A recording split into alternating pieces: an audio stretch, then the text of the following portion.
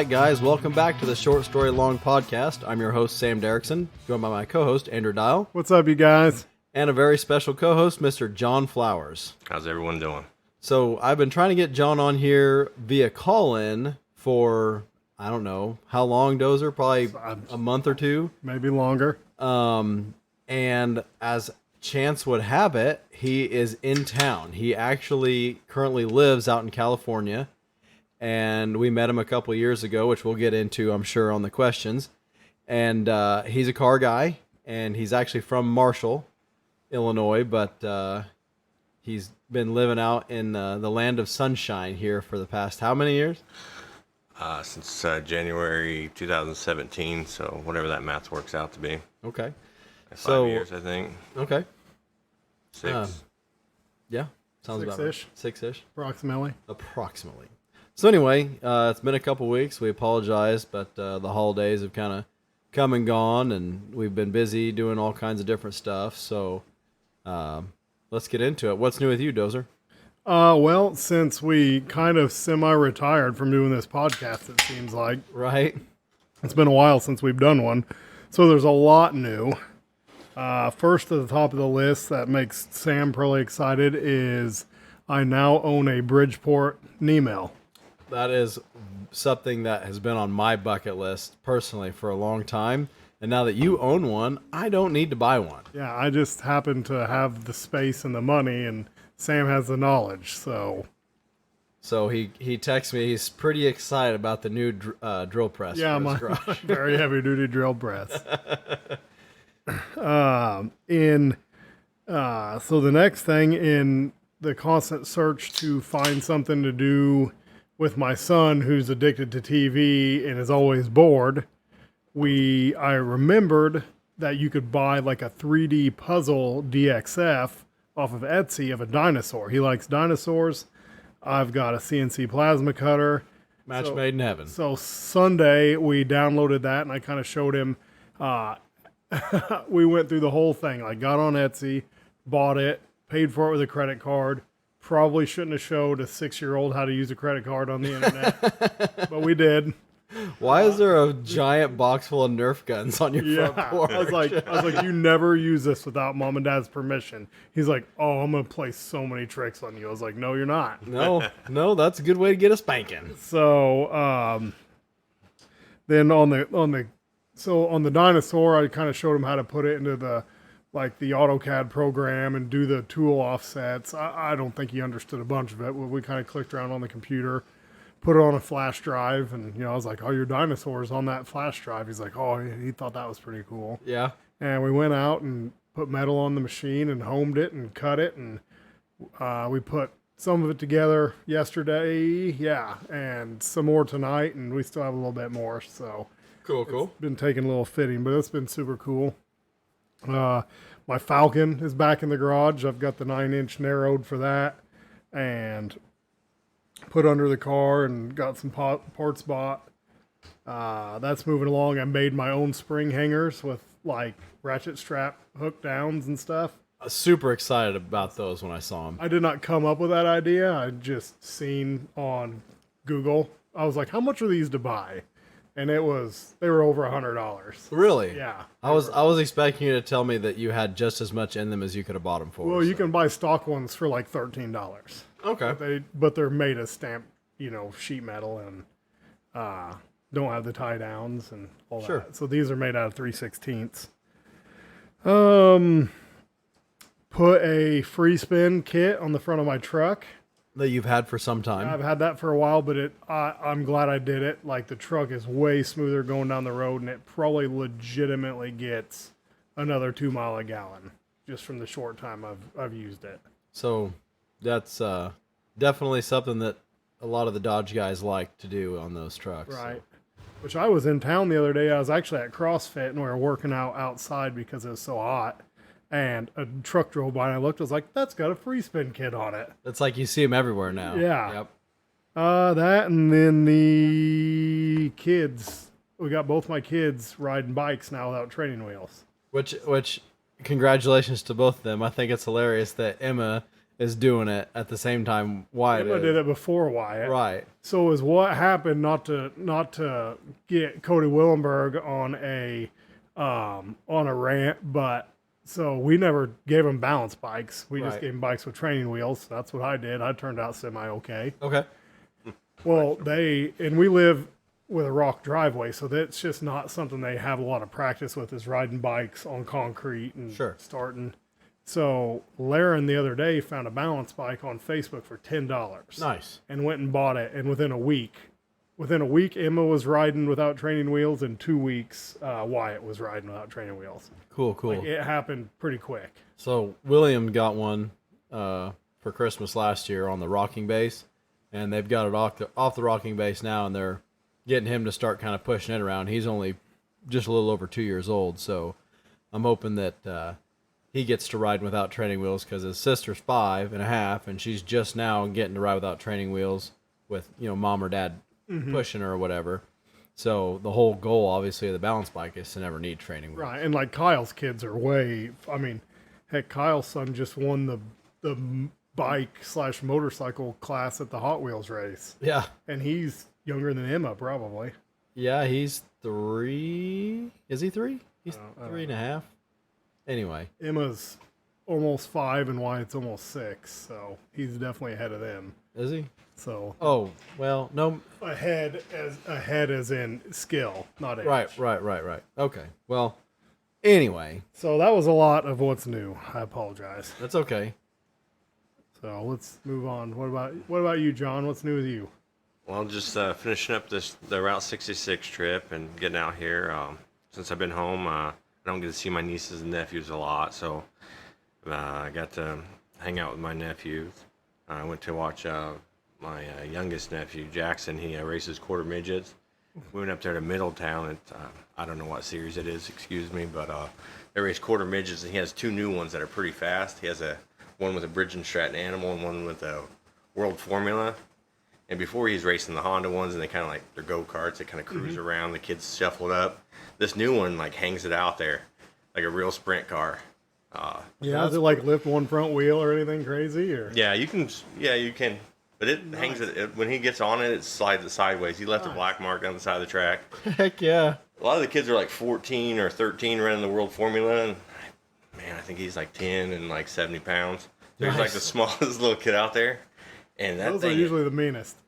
Yeah, he's pretty rowdy. He takes a lot after my brother. He's pretty rowdy, but man, that car hangs out there. And fixing up the rental house while I'm in town. So the Route 66 is an official Business trip. I love it. There you Hey, I go. love it. So I had to bring my tools and equipment Yep. all the way from California. So just been keeping busy with that. And my sister-in-law got a new house, so I was in town. I was kind of helping her with some stuff, and that's kind of what we're doing. And then getting ready when I go back.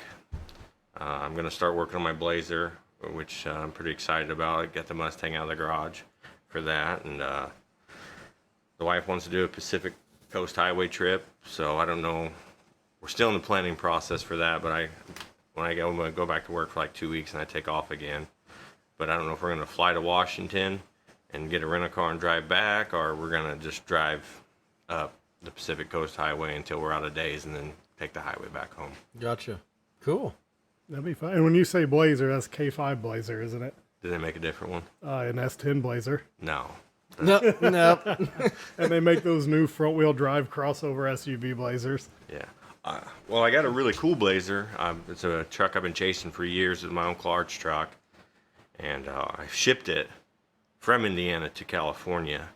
Like everything, I do it backwards. Right. But sentimental truck means a lot to me. I'm pretty excited about it. But it's the cool Blazer. It's a square body, but the whole top comes off Gotcha. the 7345. Yep. So really excited about it. I've had it out there about a year or so, but haven't really got started on it. So I'm looking forward to get it. So instead of doing a California rust-free deal, you ship in one from Illinois. Full of rust. Yeah. Yeah. Perfect. Yeah. But it won't rust anymore once it's there. That's true, and that'll be unique out there probably. So Wow, look at all that patina. exactly, you can't buy them like that. That's right. Yeah. Well, I live like right on the water, so like we get salt water there. Okay, yeah. But you want to buy them inland a little bit, but Like I said, it's my uncle's truck. I've always wanted it, so I'm pretty excited about it. So a little rest, we're gonna work past it. A lot of it's just body mounts and stuff. The outside sheet metal's good, but I think from going mudding and setting with mud on it, the body mounts, I think I'm just, I don't know. I get on those Facebook pages with all the experts, and there's only one way to do it, and they don't make it. So I think I'm just gonna square the body up and then put a cage in it, and then just tie it all together, and then maybe make my own mounts or something. I haven't figured it out yet. Okay. Just gonna make it solid. And if you end up with a body line off here or there, who cares? So it's your uncle's truck. Have fun with it. Yeah, I'm not too worried about it. There's all the purists try to run everything in life. Yeah. So That's true. if it runs good and it looks good, I think I call that a success. I would say so. I don't have a lot of high standards in life, so That's what it takes to be happy, I Keep guess. expectations low. That's right. The key to happiness is low expectations. That's right. Oh, What shoot. about you, Sam? I feel like you have a bunch new. I'm just going to condense it. So, since the recording of the last podcast, we had Street Machine Nationals down in DuQuoin. Every Hemi that he owns has been junked. Yep. That was my first time down there. That was a good time. I will be back for sure. I've been You working. drove your Dart down there. I right? drove the Dart down there. Yep. I was all by myself. Well, Amanda was with me, but as far as like driving old cars, I had initially thought that I was going to be road tripping with other old cars because I invited other old car people with me. Well, they drove their new cruise control with air conditioning cars down there on the 100-degree day, and I was by myself driving an old car down the interstate with no air conditioning or cruise control, and it made it there and back just fine. So Nice. I can relate. So then, like Dozer said, I have a 5.7 Hemi and a Jeep that's giving me fits, and I worked on that a little bit yesterday and had to order more parts. And then the Hemi and the GTX, which initially started as about a $40 repair for the exhaust manifold gasket, has very quickly, I say quickly, it's been 2 years, but has steadily increased in cost to, well, never do the math, but I'm just kind of guesstimating it's over $7,000 at this point. I ordered a oil pan for it and related accessories, and that was over $800 just for the oil pan and related accessories. So it's one of those things. Typically, the wife or girlfriend of the relationship is kind of smacking the back of the hand. Don't buy that. You don't need that. Quit spending money.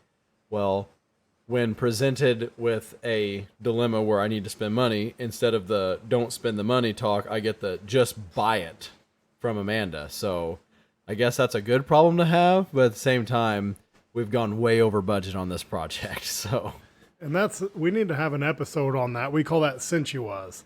Since you was going to do exhaust manifold gaskets, you might as well fix the steering in it. And since you was going to do the steering, you might as well do disc brakes. And since you was going to do, and then since you was, and then before you know it, like you are into the rear axle over exhaust manifold gaskets. Like, do you realize that? speaking of which, do you have a 110 welder I can borrow? Yes, I do. Okay, because the disc brake conversion I ordered for the rear, because my Why don't you $6 just go get your 110 welder back. I don't know where it's at. Yes, you do. Does Jason have it? Yeah. Oh. He's had it for 10 years. Oh. Well, great. I'll just go get my 110 welder back. Anyway, I thought that thing was long gone. No, I know right where it's at. Good. I've used it. Perfect. Anyway, so I couldn't find any literature anywhere in the instructions or anything about how the hard line gets converted to a soft line for the rear brakes, for the calipers. And, like most speed parts, there's some degree of you should just know. But, given the kind of the nature of what I was buying, I figured there would at least be a one sentence explanation of what the process was, because there's a hard line that goes from the pumpkin to the wheel cylinder. Well, nowhere in the instructions does it say you must shorten the lines and weld on a little brake line tab to the axle, but that's what you got to do. So you basically got to cut the line, reflare it, and attach it to this little tab and weld the tab to the axle, which is fine, but I just wanted to kind of know what I was getting into before opening the box and getting ready to do it. You know what I mean? Right. So that kind of pushed that project back a little bit, and that's when I focused on the 5.7 Hemi, and here we are recording a podcast instead of putting brakes on a GTX. So We can do that. Okay. Do that. We just take the equipment out to the garage. So what's new with you? Oh shoot. Well, since we're a automotive podcast, I try to give updates on car shows and stuff and happenings going on. So a couple I got coming up here pretty quick. This weekend, Saturday the 15th at 5 p.m. is the Robinson Dog and Suds monthly cruise-in. And it's normally on a Friday. I never get to go over there, but this is the one day that it's on a Saturday. So we're planning on going over there. Never been to the Dog and Suds in Robinson, but we're going to go. So it's a little bit of a haul over there, but that's where Amanda works. So we're going to go over there and do a little car show action over there. And then July 22nd is the next Cars and Coffee. Boss Man was wanting to be sure to hit that one. That one's going to be at the Cluthy Center. So if you're out and about on the morning of July 22nd, go ahead and stop by and add to that little thing that they're getting going there. That's the Preps Auto Bodies getting that kind of going, and that's Adam Meddy's kind of love child, I guess. Gotcha. And it's so far so good. So All right. Well, you want to get into the questions? let's get into the questions, and then at any point I would like to dive off and just go into great detail about the whole Route 66 thing, but we'll start with the questions. All right. So how do you know me and Sam? Well, mostly through King of Hammers. I mean, that'd be the primary thing. But how I got like mixed into your guys' group, I was talking to a buddy of mine, and he's like, "What are you doing?" And he was like talking to me, he's like, "Hey, this LS is being this or that." And I was like, I told him I was working my truck for King of Hammers, and his brother-in-law was there, and everyone was on speaker or whatever. And he's like, "Oh, Devin's doing that." And they're like, "Devin Smith?" I'm like, and I've not lived in my hometown for like years, right? Like 15 years at that point. And they're like, "Yeah, you know Devin." And like, I couldn't remember, but we had hung out in the same garage essentially coming up. I'm good friends with the little brother of the garage, and he was good friends with the older brother, Okay. the Matherly brothers. And he's like, "Yeah, hit him up. He's going out there to do King of Hammers." At that point, I had been out there once or twice, and I kind of knew what it took, all the logistics of the King of Hammers.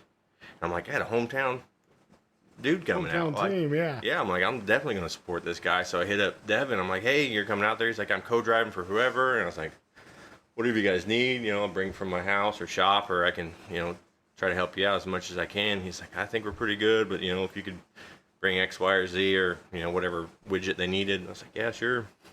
So I went out there and I kind of hung out. I think I met Cody that first year. I think Cody was helping out Steve too. Mm-hmm. It was a good group of dudes, and I was helping out another one of my buddies that ran the 4600 class, the stock class. Yep. And it worked out perfect because you guys race a different day. And I was able to hang out with them and meet the wives that were the sport team as well. And it was a pretty good group, and got along with those guys. And then next year, Devin didn't come out, but I knew Steve, and I hit him up. "Hey, you guys need anything? What can I do?" I was like, "All right, well, I'll stop by and see you all." And, you know, swung by, drank a beer. Sam was in the middle of a Sam page. And I was like, "Man, is everything good?"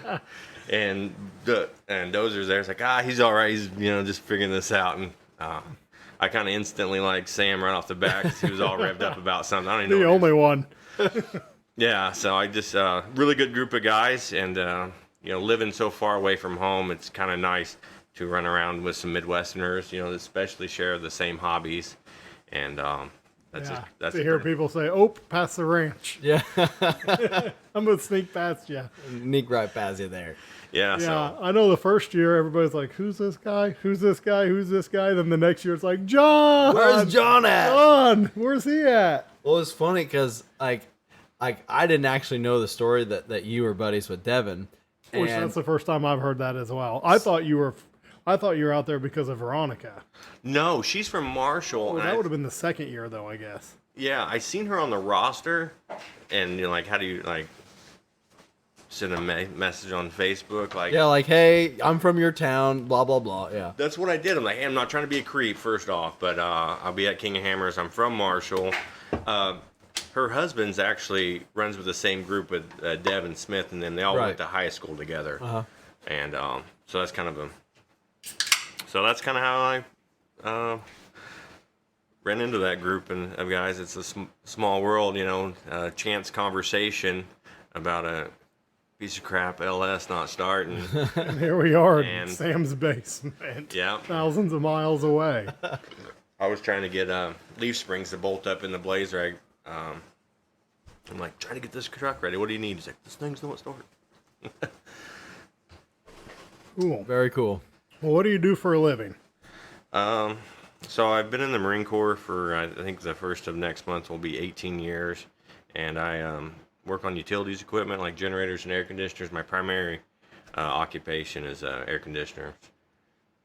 So HVAC stuff. That's pretty well needed out there in the desert of California. Yeah. Needed everywhere. You got to keep food cold, stuff like that. Yeah. Have you ever went to different countries and stuff, or been deployed? Yeah, I been to Iraq and Afghanistan, They and definitely need air conditioning there. yeah, it helps. You don't have to have air conditioning. But it But it helps. Yeah, so they've all been interesting experiences, and it's kind of fun to work on stuff in different areas and see how different stuff is done. What would you say your favorite assignment was, as far as location? Oh, where I've lived at? Yeah. So we move about every 3 years. Man, I don't really. It's funny you bring that up. Me and my wife was having this conversation because I'm about done. I'm about retired in a couple of years, and we were trying to figure out where we're gonna live. And she's like, "Well, we've always made the most of wherever we're at, so we're trying to bank on that, man." That's not helpful. Thanks for nothing. Yeah, where should we go? We'll be fine wherever we go. That's not helping. We're really looking hard into Tennessee. That's going to be close enough to home, and they got good tax benefits down there, and the no snow thing is and not being blistering hot. Because she was like talking about Texas. I'm like, man, I'm not built for that type of heat. Coming from SoCal, not built for that kind of heat. It's a dry heat. It's a dry heat. Well, It is not in Texas, I don't think. so there's different climates. I live in Oceanside, so it's like San Diego, like northern San Diego. It's perfect. Okay. I don't look at the weather when I go out to work on the cars. But back to the original question, my favorite assignments, man, I don't know. I did 2 assignments in North Carolina, and then I was in Hawaii for a while, and then I was in Chicago. That was miserable. Yeah. But and then 2 in California. Going from California, or from Chicago to 29 Palms, I didn't think I was going to enjoy it. Most people hate 29 Palms. It's like not the place you want to go. Right. But I really enjoyed it. Not a huge off-road guy, but out there in the middle of off-road country, living next to a park and awesome places to go off-road, and I built a Blazer. And I really enjoyed that one. But overall, I don't know that I could pick a favorite. Okay. Where I'm at right now, Pendleton is absolutely perfect. I'm like 7 minutes from the ocean. My job is pretty laid back. Where I'm at right now, my wife's job's pretty good. The kids' schools are really good. As you, I don't know. I think Pendleton right now, Camp Pendleton is probably my number 1. Cool. I got some good friends there. Car scene's amazing. Right. Oh, I bet. Yeah, you're talking about, we got this car show and that car show. It's You said like every week there's a Cars and Coffee every single week, right? every day. Every day? There's stuff all. I mean, sometimes you just drive by, like In-N-Out, different In-N-Outs. They host car shows, every 3rd Wednesday or whatever. And sometimes you're just driving down the road and you just pull into some good ones. There's car shows that you, man, I forget, it's Doctor something that's out by Palm Springs, but it would take 2 days to walk through there. No kidding. Yeah, That's pretty cool. the car scene in California, like for a car guy, is like, man, I've never want to own a lowrider, but I like to look at them. Yeah, I can see that. I can see that. I mean, hot rodding kind of started in California, Right. I believe. Oh, yeah. They always have a higher what was it called? Disposable income That's ratio. right, disposable income out there. So, so what was your first car? It was a 1965 Volkswagen Type 2 transporter. I don't even know what that is. Is that, You a, know what is that a van? It's the truck. Like a van, but a truck bed. Yes. That's pretty cool. Yeah. Like Alan, every woman's crazy about a pickup, man. So, Okay. Yeah. Even if it's air cooled. if it's air cooled. I wish we videotaped this because the smile on his face just stole it off. Yeah. I learned a lot with that truck. I learned how to set points and stuff and get it fired up. I kind of didn't get to keep it very long. I was a young kid when I got it. I kind of like a deal with my uncle, and he ended up selling it, and I ended up getting a different Volkswagen or whatever. I wish I kept that one. It's kind of rusty and rotten though, but I'm sure it went to a lot better home than like a 15-year-old, 16-year-old kid. Okay. I can So see maybe that. it was a conservation project, but I'm not upset about it. I learned a lot. Yeah, Okay. except for how to change a water pump. Yeah. Yeah, I missed that one. I was absent that day at school. It's air cooled. It's a joke. I know. I got it. Oh well, you didn't anyway. You gotta call I the gotta explain it. you gotta call the parts store and ask for a water pump gasket for Yes. a 65 Volkswagen Transporter. Transporter Type 2 is what it's called. I always called it a Volkswagen truck. Technically. The big one there Actually. for a while. The big one for a while on the internet was the Toyota Tacoma. Yeah. I thought that's where he was going with it. Can you describe what that gasket Yeah. looks like to me, please? I just want to make sure it's right. Yeah. I really hate everyone messing with my parts guys on the internet. They're always making fun of those guys. Like, Yeah, the 2-wheel drive, 4-wheel drive for the wipers and stuff. there could probably be a difference in all the different weird That's- car stuff. Because That's probably true. I always get those weird half-year, 1-year cars, and it's always something like, so you gotta like put in the serial or the VIN. VIN number.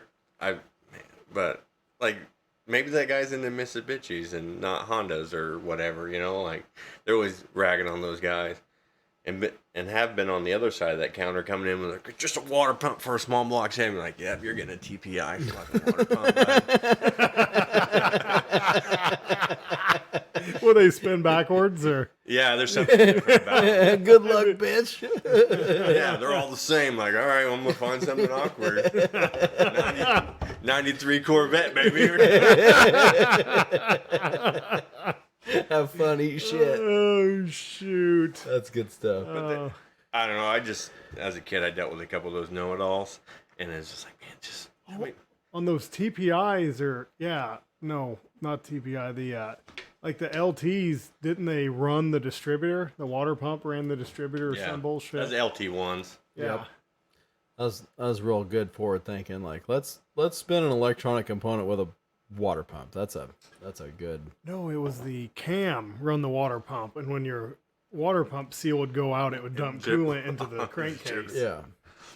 Well, I mean, you can't hate Chevy all the way there. That was a forward step of putting the distributor on the right side of the motor instead of stuffing the back where it doesn't belong. Fair Yeah. enough. Yeah, I will give you that. Putting a distributor up against the firewall where you can't access it's not a good move, I don't think. As a primary GM guy, I will admit the faults of the small block Chevy. If they like, come on, man, everyone else figured it out. Put it on the Big front. block Mopar's in a good spot, I'll say that. Yeah. And it's tilted out of your way too, so. Blessed.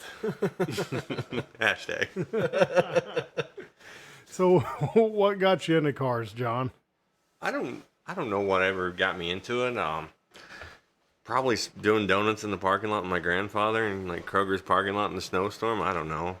My uncles have all been into cars and had like cool stuff, and I've just always kind of been around cars, and I've always kind of liked them. So I think it's more the puzzle thing for me. Like a lot of people complain about like diagnosing cars when something goes wrong, and that's part of the with old cars. It's something I like about like trying to figure out or make them run.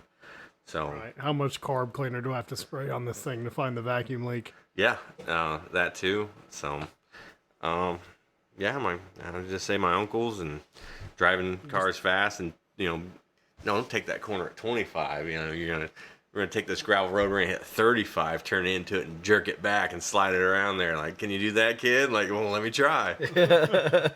My Uncle Art was a big guy, and he used to drive Ford trucks, and he's like 6'2", 350 pounds, but he could drive pretty well. And, teaching us how to slide his Ford truck around the curves and stuff. Hell yeah, that's a good uncle. Yeah. Yeah, he was a great uncle. But I can't imagine just driving my daily and like, hey, kids, see if you can slide around the corner and put it in trees. If my mother knew what we did with Uncle Art, she would probably not be happy. But who knows? We had a great time. Yeah. Nobody died, so. No, not on record. No.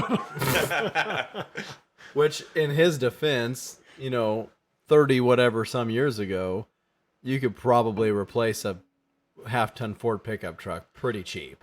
Yeah. So. Oh, he'd have just belly wired that. He was a body man, but he'd have belly wired that dude back together. Oh yeah. Okay. It's like I feel like everybody needs an Uncle Art. Yeah, for sure. Everybody does need an Uncle Art for sure. He was a body man, and he never drove I never seen him drive a straight vehicle in my life. Yeah. I can believe that. I know a lot of body guys, and I don't know any of them that drive rust-free vehicles. Right? Never once. When we were kids, he had a Volkswagen. Mind you, this is a big uncle, right? Like 300-pound guy. He had a green Volkswagen with a big air scoop on the top of it. Okay. And behind my grandmother's house, there's a low area where there's car trails and stuff. He would jump it with his kids. That was like the highlight, jumping off. But it's all like Baja front end out, and banging around this little Volkswagen, wham, jumping in and stuff. So that was a good time. Freaking great. And those Volkswagens, they just make a different sound. They do. The engine. Yeah, especially I'm not a huge Volkswagen guy. I know enough of them to get dangerous. Every single one of your stories is about Volkswagens. Well, my uncles, so I have two uncles that are really into Volkswagens, and I kind of, you get what you get when you're a kid. Right. But there's certain, they have dual port, dual carburetors, and there's you take a bus motor and stick it in the car one, the bug, and they scream for little cars, they have 96 horsepower and a 1,000-pound car. Which was a lot compared to the stock 36. Yeah, and they really liven up. Which, I mean, back in the day, the Volkswagen was kind of like the Razors are now. Because they did the Mayora. They raced them off road and Uh-huh. put long travel suspension and all that. That was kind of like the go fast off road toy back in the day. Because you could mail order literally anything for them. From J.C. Whitney. Yeah. And I haven't heard about J.C. Whitney in a minute. So my uncle raced Mayora, and he told me stories about how there was a bunch of rules about this had to be stock and this and that. Well, the camshaft gear is welded to the camshaft. You can't replace the gear because it's part of the camshaft, and so there's no aftermarket timing setup. Only thing you can do is buy aftermarket cams. Well, that's illegal. So what they did was they put the cam in the vise, heated up the end of it where the cam gear was welded to it, cherry red, and spun it to advance the timing on the camshaft, and got away with it because technically it's a stock camshaft. So that's old school hot rodder stuff. That kind of shit is cool to me. Yeah, I love hearing stories of people just cheating and bending the rules and being innovative. That's the best. I remember reading a thing in Hot Rod magazine about cheating. And I think it was Dave Freiberger wrote, "Nobody likes a cheater, but you can always question the rules to your advantage." Right. It's not cheating until you get caught. Well, that's like King of the Hammers. It's not necessarily in its infancy, but compared to other desert and off-road races, it's basically brand new. And then add in the UTV class that's only been out for a few years. That's where run into the rule issues with Cody's team. You have to have a 33-inch tire max. Well, that's all the rules say. It's 33-inch tire. Now, is that sidewall advertisement? Is that what it measures? We need a little more clarification on these rules, because there's a 35-inch tire out there on the sidewall that only measures 33.5, and is 33.5 measuring still a 33? then there's 32-inch tires that measure 34 inches. So like, So then you want to like NASCAR where they put the body mount. Your tire will fit in this bucket. well, it's not even that. That's not what they almost need to do, you know. Yeah, it just needs to be like, it needs to, Outside it circumference. just needs to say, like, it needs to either say your tire's sidewall must say XYZ, or the tire must measure XYZ, which is a way better way to do it, because I've been informed that you can call China and say, make me a 40-inch tire that says 35 on the sidewall, and they'll do it, which I could see that. If you had enough money, you can make anything happen. So that's how street stock cars and pure stock cars, it says that sidewall has to measure whatever. Even with the little quarter midgets and stuff, you can buy, 4, 5, 6 tires that all say whatever the same size on the outside. You air them up and measure them. You can get a different stagger out of tires because they're not all exactly the same. Because they're bias ply, right? On the little on the quarter midgets, those are biased by slicks, but on the pure stocks, they're radials. Okay. They're still a little bit different. All of them are. And when you're talking on that oval track stuff, that whole like stagger and like setting up the suspension, that's a whole new witchcraft art form that it takes a huge amount of science behind. And like I know in the drag racing thing, people will buy a set of slicks, and like you said, when you air them up, the circumference of it can be off by a quarter of an inch. That could steer you one way or the other on a drag strip with a bunch of horsepower behind it too. So I can definitely see where that's a thing. But So if they're gonna go by sidewall, then we just gotta buy a whole truckload of tires and get the 7 biggest ones or whatever we need for the Right. weekend and go away with that. There you go. They should put some better clarification on it, because it's like you said, anyone can cheat a sidewall. Like, make it fit in this bucket. Or, yeah, how it would take $12.50 of plywood to make a little form to that tire's a go, that tire's a go, that's a no go. Yeah, I know, like on like the small tire drag racing stuff, they've got like a gauge that's got to fit. When your car's on the ground with the weight, you got to be able to slide this gauge from behind the tire, and it's got to fit. It's like a go no go gauge on the width, right? on the width. Yeah, Yes. So, I don't think they care yet. I think when someone comes out with some 37s that are marked 33s, that's when the care button's going to come on. So paging AMS tires. we need some shit. yes. What is your favorite car you've ever owned? Oh man, I had a big pimp powder blue '72 Chevy Caprice in high school. Nice. 4-door no post when you roll the windows down. That was a good car. That was a cruiser, man. I don't know what the speedometer said. I don't remember it said like tacked out like 110 or 105 or 120 or whatever it was, but it would like bounce those last 5 miles an hour on the highway. I just used to wind that thing up. I pull out on 70, me and my homeboys, we'd be loading down like 6 deep in that thing. Where are we going? Whoa! It was a 352 barrel. It wasn't that fast, but all the buddies liked riding in it, and we, wherever we were going, I just let that thing float down the interstate, and at 100 mile an hour in a 1970 vehicle, you would think it'd be scary, but that thing just cruised. That was a sweet spot. Just pin it to the wood, and it would only run like whatever the speedometer said. Whether like we were running 105 or 115, whatever it was.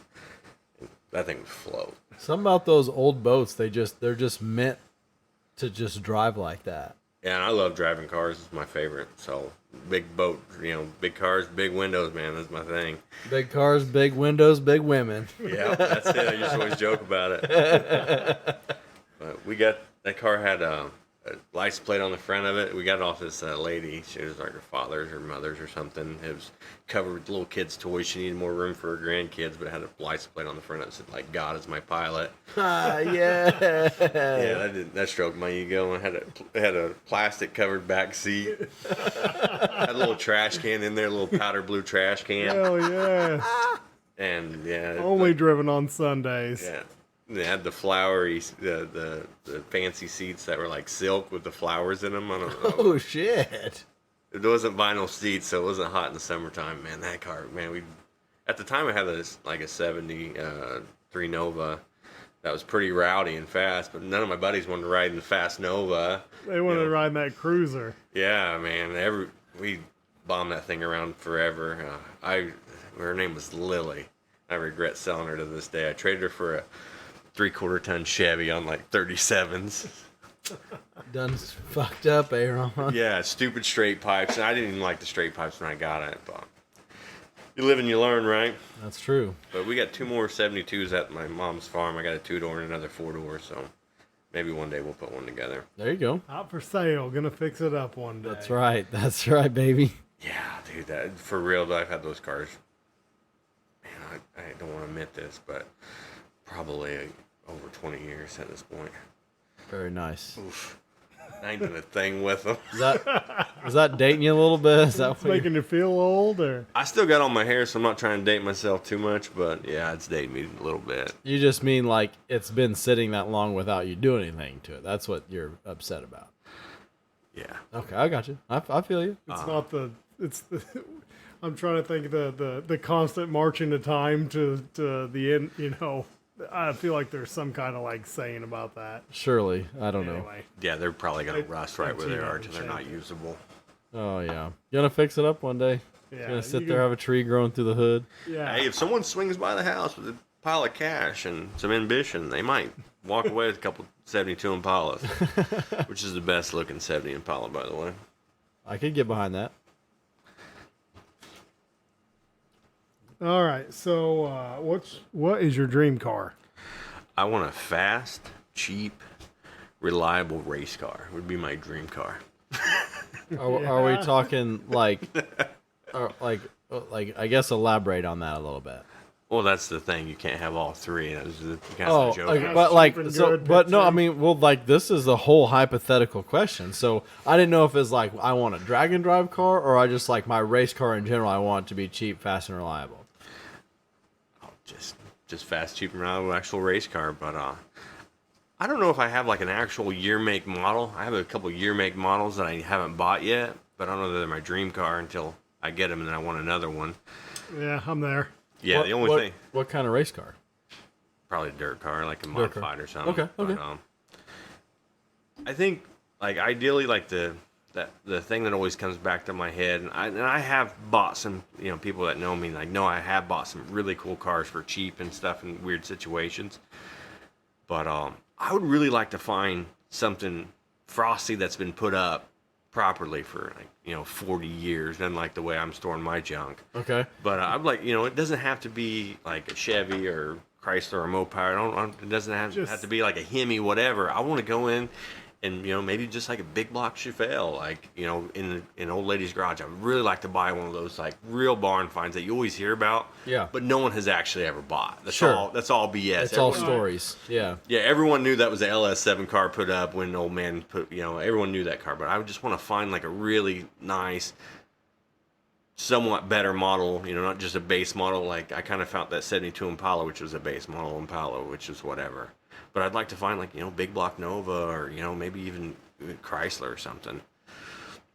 I could get down with a big, like a Chrysler Imperial, like a 65, like find one of those nice put up, man, I could get down with it. It don't have to be a fast car for me. Those big cruisers, man. You're just saying you're almost wanting like a time capsule, like a step back in time. Yeah, man, or even like with that being said, like a mid 70s like drag car with the big foot gas pedal and like the old school heck stickers. yeah. Yeah, time capsule car. That'd be awesome. It's like one of those cars where it looks like shit, and then you wash it, and it's like, damn. Yeah, I think that's the dream for me. Like just to find something and be like Discovery, like So not to story top, but did I tell the story about that Trans Am that me and Cody went and got for that gal? I don't remember if you told it on air or not. So quick story, quick sidebar. A local gal that Cody knew, approached him about buying his trailer or renting his trailer, and like, sure, I mean, what's going on? And like, kind of got to digging in the story, and this gal, her dad had passed away, and he had a '79 Trans Am that was like sat in a barn for the past 7 or 8 years since he's passed away, and the gal's husband didn't know where it was at because they had divorced. and like she didn't want him getting his hands on it because it's her dad's car, like this whole thing. And she's moving to Florida and wanted to rent Cody's trailer to haul this car to Florida. Well, got to getting all this story out, and it's like, there's no way you're gonna go get a 1979 Trans Am that's been sitting for a decade out of a barn and get it loaded on a trailer and strapped down good enough to go to Florida. Like, how about we just go get it for you? And her plan was to take, when she got to Florida, she had some really high hemp job where she made a whole bunch of money. She was going to drop it off at some shop in Miami and be like, call me when it's done. Like, completely restore this thing. It's my dad's car. Money's not an object, And they would do an awful job of restoring it. So anyway, fast forward, we go and we find the barn and we find the car, air up the tires, and it has been sitting in a legit barn. Like, had a concrete floor, but like had the quintessential mason jar full of nails on the counter next to it, like covered in bird shit and coon shit. Like, it was disgusting. We get it loaded on the car trailer. It had like the front like fog light or marker light, that lens was knocked off, and the driver outside door handle, like on those old Pontiacs, like how they like kind of hinge up, that like pot metal handle was busted. Everything else about the car was mint, but it was just filthy dirty. We took it to Blue Beacon, had him rinse it off, and I got a picture on my phone. I'll show it to you. It like shines like a diamond pulling out of Blue Beacon. Like, this car doesn't even need restore. Like, it needs a carpet kit, and like they parked it because like it had low oil pressure or something. It's like, freshen the motor up, put some carpet in it, and put some new gas in it, some new tires. Like, you're ready to rock and roll. It's crazy what non-car people like parks the cars over. Yeah. Come on, ruin crank, and like that's a $10 cylinder on the fender wall. Like, Yeah. So I have a kind of a barn find story. I don't think I've ever told on this. We went up to Herrick to look at an F-350 for my father-in-law. And we pull up in the driveway and look out in the pasture, and there's a 65 Ranchero sitting out in the pasture. Okay. There's goats all around it. Grass is growing up around it. So we walk right past the truck and walk over the Ranchero. We're like, is this for sale? And he's like, oh, yeah, I would sell it. He said, it needs points, I think is what he said. I got it set in the trunk. Let's go. So they were in the glove box. So we look at it.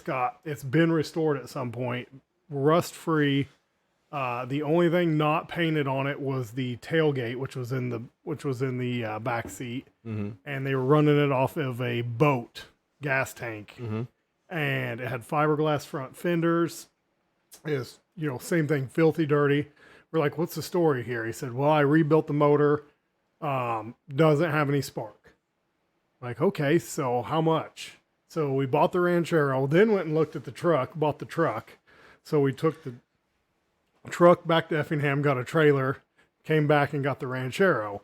And same thing, just power washing it and scrubbing it. I mean, it shined like a diamond. And my father-in-law pulls out a business card, sets the points with a business card, and it fires up, motor hammers, just hammering. Like, oh my gosh. So we pulled the motor in like an hour, maybe even less, like maybe 40 minutes. Yeah, it don't take much. Yeah, it was a inline six, and the way God wanted them to be. We put on an engine stand and flipped it over. It had like an inch of crankshaft in play. Oh, it was huge. We're like, well, this is junk. You know what I mean? Yeah. So I went inside and like laid down and take a nap, and I got to thinking, I was like, did that have a thrust bearing on the crank? And I went and looked, and he had put the thrust bearing on the rear, like the Chevy guy, like where a Chevy would go, and the thrust bearing goes in the middle on a Ford. Yep. And we got a new set of bearings and put in there, put it together, run like a sewing machine. And he had rebuilt it. Like, And he sold all the that, gaskets were fresh and stuff. Yeah. So he wanted to flip it. He had it for sale for $6,500 for like 6 months.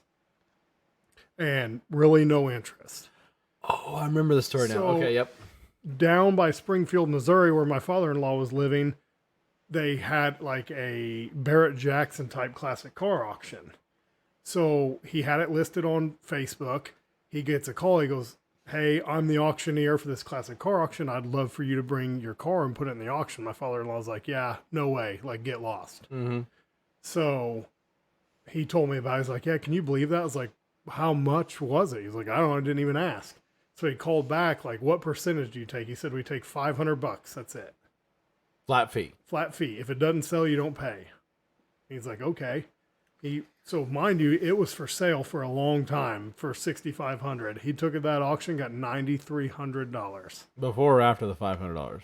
before. Okay. So Very nice. that's my barn find story. Very nice. Dude, I love it. I like that a lot. Wish there's more of them out there. All right, so this is gonna roll real nicely. Okay. So what is your favorite recent car story? Recent. I was trying to go into the Route 66 thing. All right. So, Besides Route 66, do you have a favorite car story? oh man, I got a pretty funny one. It's it's more of a truck story, less of a car story. I've done a lot of dumb things in cars, but like we mentioned earlier, I move every 3 years, and I've had a couple of bad moving experiences. And all my stories start out with I was talking to my brother and insert bad idea. And Okay. then I execute it. So I was going to be moving from Chicago to California, and moving from Hawaii to North Carolina was a nightmare. And then moving from North Carolina to Chicago, had to unload and reload the truck like 3 times by myself, and it was a nightmare. So I talked to the U-Haul guy. I'm like, hey, I'm going to load this truck up. I'm going to store it in your lot for 30 days. I'll throw you whatever you want for it. And then I'm just going to load it so I don't have to load and unload this truck 2 and 3 times with myself. And he's like, yeah, we could do that for sure. I work right down the road from it. So probably a couple weeks before I was supposed to move, like 2 or 3 weeks, I go by and check with the guy and, try to work out the date. And he's like, we can't do that, but I'll hook you up with a rental storage and we'll put it in the thing. I'm like, nah, that ain't gonna work. In hindsight, I should have just paid a couple of movers to help me move, but you never get weirdos in your house and around your kids and stealing your stuff. It's just a bad thought. So I'm pretty irritated about it. So I go home and I indulge myself in Frosty Pops on the back porch, and I call my brother. I'm like, man, this is bull. I'm irritated about it, and I was like, I'm gonna buy a race car trailer, and he's like, man, your truck ain't gonna pull that. I'm like, I'll just buy a bigger truck. I've been wanting one anyways. And there you go. And he's like, well, if you're gonna buy a big truck, why don't you buy a moving truck? I'm like, what? He's like, yeah. I like where this is going. Yeah, there's tons of them up there. I'm like, yeah, okay. Yeah, moving truck. He's like, yeah, you'd probably buy one cheaper and you can rent one. I'm like, okay. I feel like I like your brother. Oh, we need to meet your brother. Oh, we should have brought him. You know what? I didn't even think about it. I don't think he works today. We missed the opportunity. You guys really missed the opportunity. Damn it. He's big. My brother's big and bearded and stuff, so he's way cooler looking than I am. But so he talks me into this or whatever. He's sending me some Facebook, marketplace stuff, and I'm working. I was a recruiter at the time, grooming young children to join the Get shot at. Yeah, join the fighting force in America. But which is kind of creepy when you look back at it that way. But that's what I did. But anyhow, doing your duty as an American citizen. Regardless. So we find this. You want a Charger? So we narrowed it down. I didn't want a diesel because I hate diesels, and we narrowed it down. There's 93, 94 U-Haul had these big block Chevy trucks. So I kind of narrowed it down to those. They have a 366 in them, or yeah. Gotcha. It's America's favorite motor right there. 366 tall deck, big block. It's like the 305 of the big block Chevy. But they're TBI. They got a distributor. They're each, they're just easy to work on. Okay. But so I buy this freaking truck. It's got a bad brake line. I test drive it. This guy lets me in. I'm loving this already. This guy lets me test drive this big old U-Haul truck. He had no idea whether I can drive or not. He's like, oh, you just got to dump some brake fluid in it. I was trying to sell it for X amount, but it blew the brake line. And I was like, what does it run and drive? And he's like, yeah, but you're going to have to dump some brake fluid and be careful. I'm like, all right, man. So I fire this truck up, and it's a dead of winter. This is like December. In Chicago. Yeah, December as suburbs of Chicago. But yeah, December 2017. the polar vortex or whatever it was. So I bang this thing down the road and it runs to the gears and everything smells good. I'm like, all right, cool. Smells good. Hey, that's a thing, you know. So I think the guy like beat himself down like 50% on the price over like a brand. That's the best. I love those. That's my best. Well, like it's mid-December or whatever, and he needs to sell it for his tax reasons or whatever. I don't know how that all works, but anyhow, so he beats himself up like half the price, and I'm like, yeah, man, I didn't even have to Jew this guy down. Perfect. Yeah, so I'm like, so I buy it off of him. I talked the wife in. I'm like, I bought this truck, and my wife is my wife has confidence in me. All my stupid ideas, she's like, yeah, that's a good one. Perfect. She backs me up, which she probably shouldn't. Hindsight. So I go and I am like, hey, babe, I need you to help with me pick this truck up that I'm going to buy. And so we stop by Walmart and I get the big gulp of brake fluid.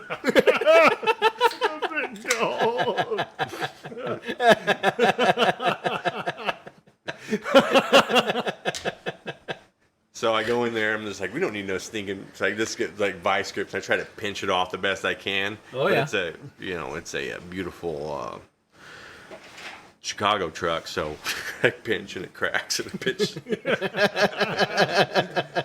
So I filled this thing full of brake fluid, and I drive it home and I go like 10 miles, and the brakes start going away, and I pull over and dump some more brake fluid, and like it's a nightmare. I get into my subdivision, the parking brake doesn't work. But I end up, just swapping the brake line out. And it was actually a really good running truck for what it was. Like, I really lucked out on it. But I end up loading this thing in the dead of winter. I back it in the truck. I go to set the parking brake, and the truck runs away, like about to go smash my neighbor's thing. And I run down the driveway to catch this U-Haul trying to bust my butt. And my wife laughs at me. And I jump up, and I get in the truck and get it stopped right before I, cause $50,000 in neighbor car damage. But I'm loading this thing in the dead of winter in Chicago, and it's like blistering cold out, and like wind, and then like the whole the death ramp that you load stuff in the back. Oh, right. Just icing over. I'm throwing salt on it, like trying not to die. But I get everything loaded in it, and we bang it. We drive it down to Marshall, Illinois, where I'm from, and my brother's there. I'm like, oh, we should go through this and check that and plugs and stuff. He's like, don't mess with it. I'm like, I'm gonna make sure the AC and the radio. I don't need no radio. Because my brother said he was going to drive with me to move me. My brother is definitely a big supporter on that. So it's all going well. I bought this super cheap U-Haul truck. It's a 93 in 2017, so it's an old truck. The tires looked okay on it. I couldn't find like those tires are like $300. I was trying to find 19.5s, right? Yeah, it's the weird size that nobody has, and trying to find a used one and not pay like $300 for a spare. Nah, we don't need it. Okay, Tim. there's 2 extra on the back. Yeah. I'm talking to my cousin Bill about it. He's like, well, I don't know if you'll make it, but if you do, it'll be a cool story. Done. It definitely set the hook. We're doing this now. So everything's loaded up, and it's like, I spend Christmas and stuff with the family. And it's like the morning of, and I'm got a knot in my stomach. Like, man, everything I own is in the back of this piece of crap truck that I'm supposed to be taking to California, and this could go real bad. It's a long trip. Yeah. It's a long trip in an untested truck. I drove it 100 miles. I drove it 10 miles home, threw a brake line on it, bled it in the winter with my wife, and that was a bonding experience. I can only imagine. Why are women like that? It was pump it up, hold it down. Oh, are we done yet? This, you have the easiest job. Just use your legs. Oh, it was free. No, there was obviously I picked the best weather to do anything in. Planning is not my strong suit, but it's sleeting and snow's flying in, and she's freezing, but it was a bonding. I'm underneath the car freezing to death, pump it, go. And the brake line is 9.5 miles long. Approximately. How many whales? Well, anything but metric. Well, and so that's 10,000 pumps. I'm trying to get it to go. I got what's left of the big goal. So that was But so I have like no time on this thing, and my gut is in knots, and I'm like, man, Tim, I don't know if this is a good idea. We should just rent a U-Haul truck and just move it while you're here. Like the two of us could unload this truck in a couple hours. He's like, oh, you thought this was a good idea? Smoking a cigarette. I'm like, what do you mean you thought it was just got? Oh, this is the worst idea I've ever. This is the worst idea I've ever talked you into. And I'm like, Tim. yeah, I'm like, bud, like, come on, man, this really isn't the time. He's like, and at the time, Is he older? yeah, That's awesome. What a great brother. he's like, This is me and my brother, honestly. Honestly. and he's like, I can't believe you listened to me, you idiot. oh yeah, and he's like, he's like, oh yeah, this is gonna be bad. And he's like, well, quit talking about this, fire this truck up, get me out of Illinois so I can drive this thing. Because at the time, Illinois didn't want him driving in the state of Illinois. He had gotten in some trouble or whatever. He had an Indiana driver's license, but Illinois didn't like it or whatever. I don't know the whole deal. Get me out of Illinois so I can drive this thing. That sounds like something your dad would say. It definitely. Yeah, just think about your gut being up here knots about everything you own, moving to a whole other side of the country with all your stuff in a 30-year-old truck, and your brother's just harassing you. So we get this thing out and get it banging down the interstate. And if you've never drove an older U-Haul truck, those 366s, you have to wind them like a NASCAR motor to run like 65, and they're like, that's all she's got. Yeah, and he calls his buddy that running. He's like, oh yeah, that's just how those they just wind them up, man. They'll be fine. It's not going to over rev or hurt nothing. Just on the wood all day, it'll be fine. Yep. And we're running down 70, and this thing is wound up. It's just super tight. I'm like just waiting for this thing to come apart. We get down into Missouri. Tim wants to drive, and life's good. I think we make it all the way down to Joplin the first day or somewhere down there. Tim pulls over and check engine lights on. The EGR valve had like rusted and popped up. So I'm like, I'll just run out of AutoZone and get EGR. Nope. We break one of those bolts off. We're in all kinds of trouble. He's like, I got something. I'm like, oh, Jesus. I come back. He's got this monstrosity of coat hanger holding this EGR valve, the little vacuum canister. Did he learn that trick from Uncle Art? Probably. Absolutely. And meanwhile, your laundry is just on the side of the road. Like, I needed these hangers. Yeah. So he gets it on there perfect, and it actually made it all. We never had a problem with the EGR the rest of the way to California.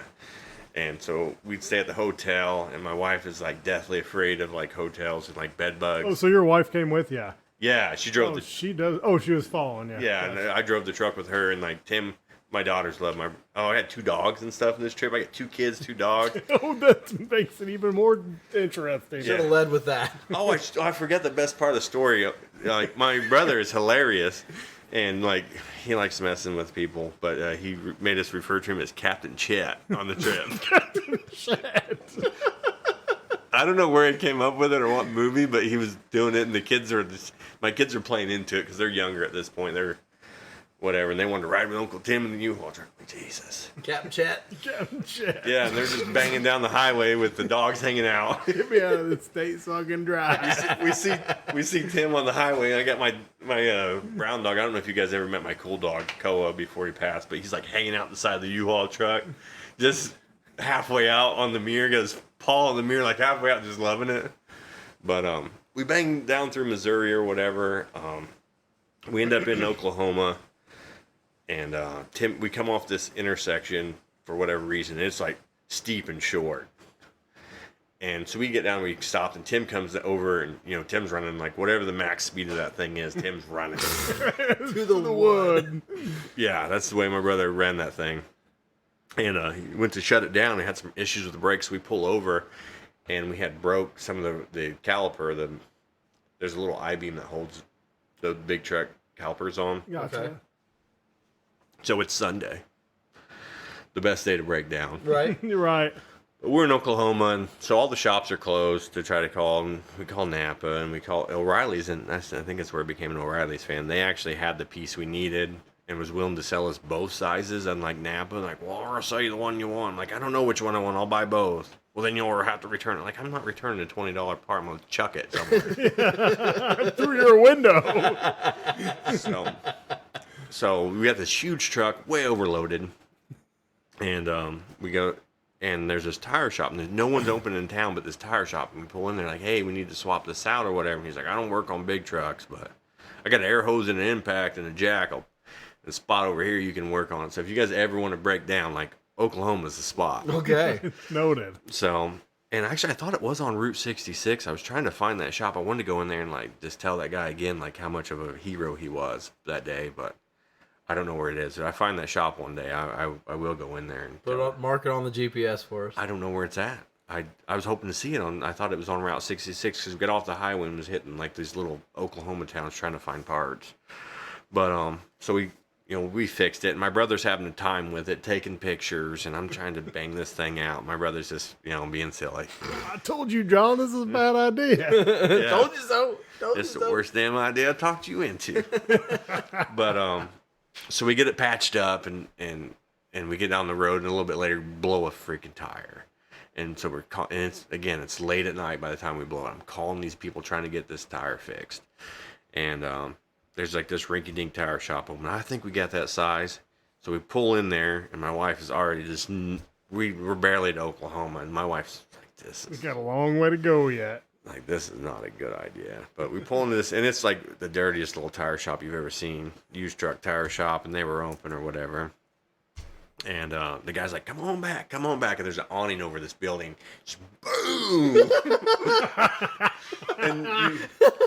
And like, I kind of got the truck. Yeah. And the guy's like, but the whole time he's waving, I'm like, Tim, no, watch out. And the guy's like, just waving on in.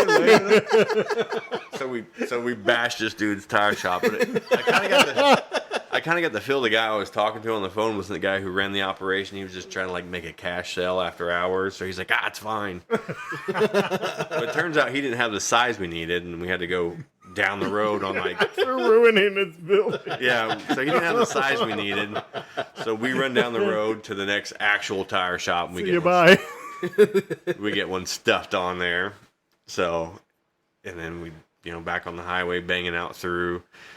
And Tim didn't want me to fix the air conditioning. You think, being an air conditioning guy, I should have air conditioning, but especially on a truck that was factory equipped with it. But he didn't want it. So we get out in Arizona. Or radio. It was like a sketchy radio. Okay. It's like, Gotcha. only got the Christian stations.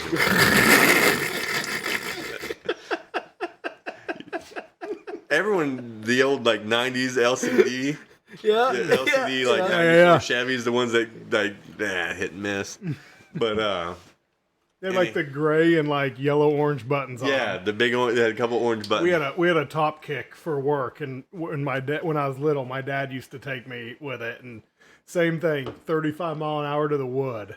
Yeah. We used to go over to St. Louis to get stuff. But anyway, go ahead. Yeah, the transmission is the Allison 345, looks like a Turbo 400, but like bigger. Yeah. Yeah. It's like the Allison 345 is like the ugly fat sister to the TH400. But no park in it. No park. It has an electric park that doesn't work that well. Yeah. And mine was adjusted to the max, so you had to get out and be fast with a tire chock. Like, it worked a little bit, but you couldn't trust it. Just enough to slow it down. Those for you listening, he just did some kind of ninja move with the tire chock. Yeah. You had to be, gotta be quicker than that. Yeah, trust it like a $2 pistol. But we ended up banging it all out through the things. Those are the only major breakdowns that we had.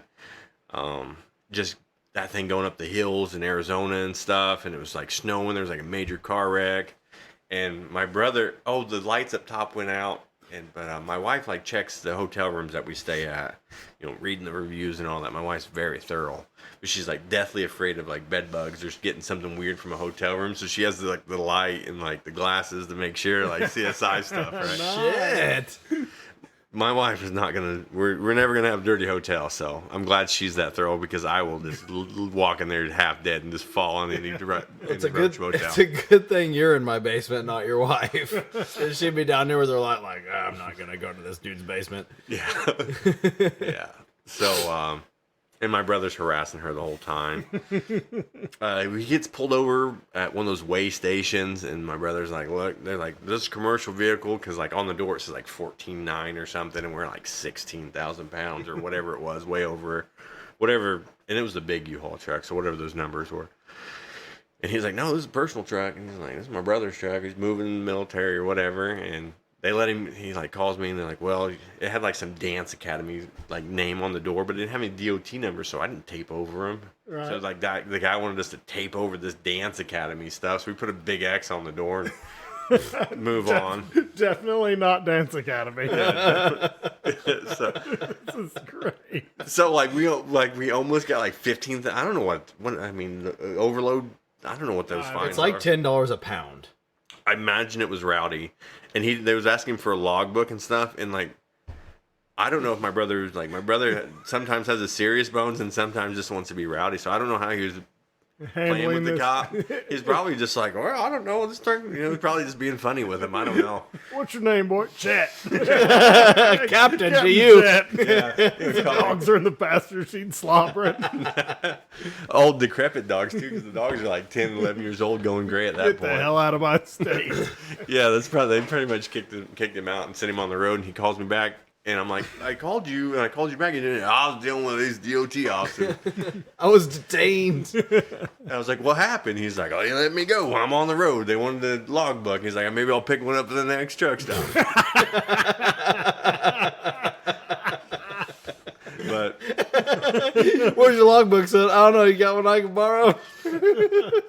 But anyhow, we go to the rest of the trip, and the truck ran perfect, and I got there and got our house and got moved in and stuff. And I went to sell this thing. This is the part I've been waiting for. Dude, I got pictures. I'll have to find them when we're done here. Okay.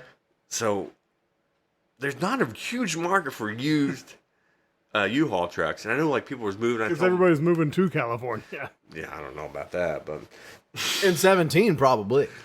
who knows? But anyhow, I'm like, I could rent this truck out to dudes moving around town and stuff. My wife's like, you need insurance. My wife is like, buy the book. Yeah. Okay. My wife is a firstborn.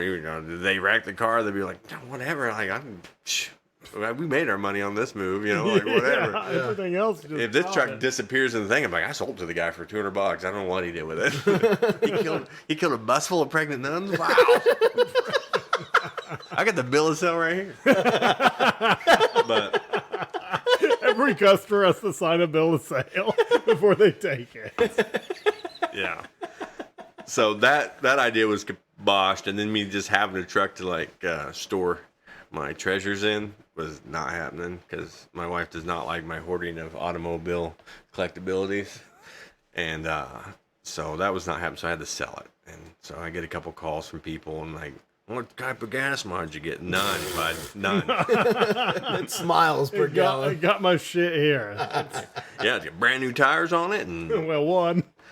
well, the other ones were good. He just hit, like, someone dropped a hitch out of the back of the truck, and that's what he hit. I see. Did you pick up the hitch? No, I was running 75 mile an hour down the interstate. I heard boom, we're behind him. I see like something slipping down the road. I'm like, what was that? We pull in for gas, and I check, and I'm like, oh, everything looks good. And it was the inside tire. But anyhow, so we get a call from the guy, and he's like, that thing for sale? And I was like, yeah, obviously it's on here. And he's like, I'll meet you tonight. And he's like, what do you want for it? And I think I bought the thing for like $2,000, $1,500, or $2,500, something like that. It wasn't much. I think I had it for sale for like 75 or 65 or something. Hell something yeah. to double my money.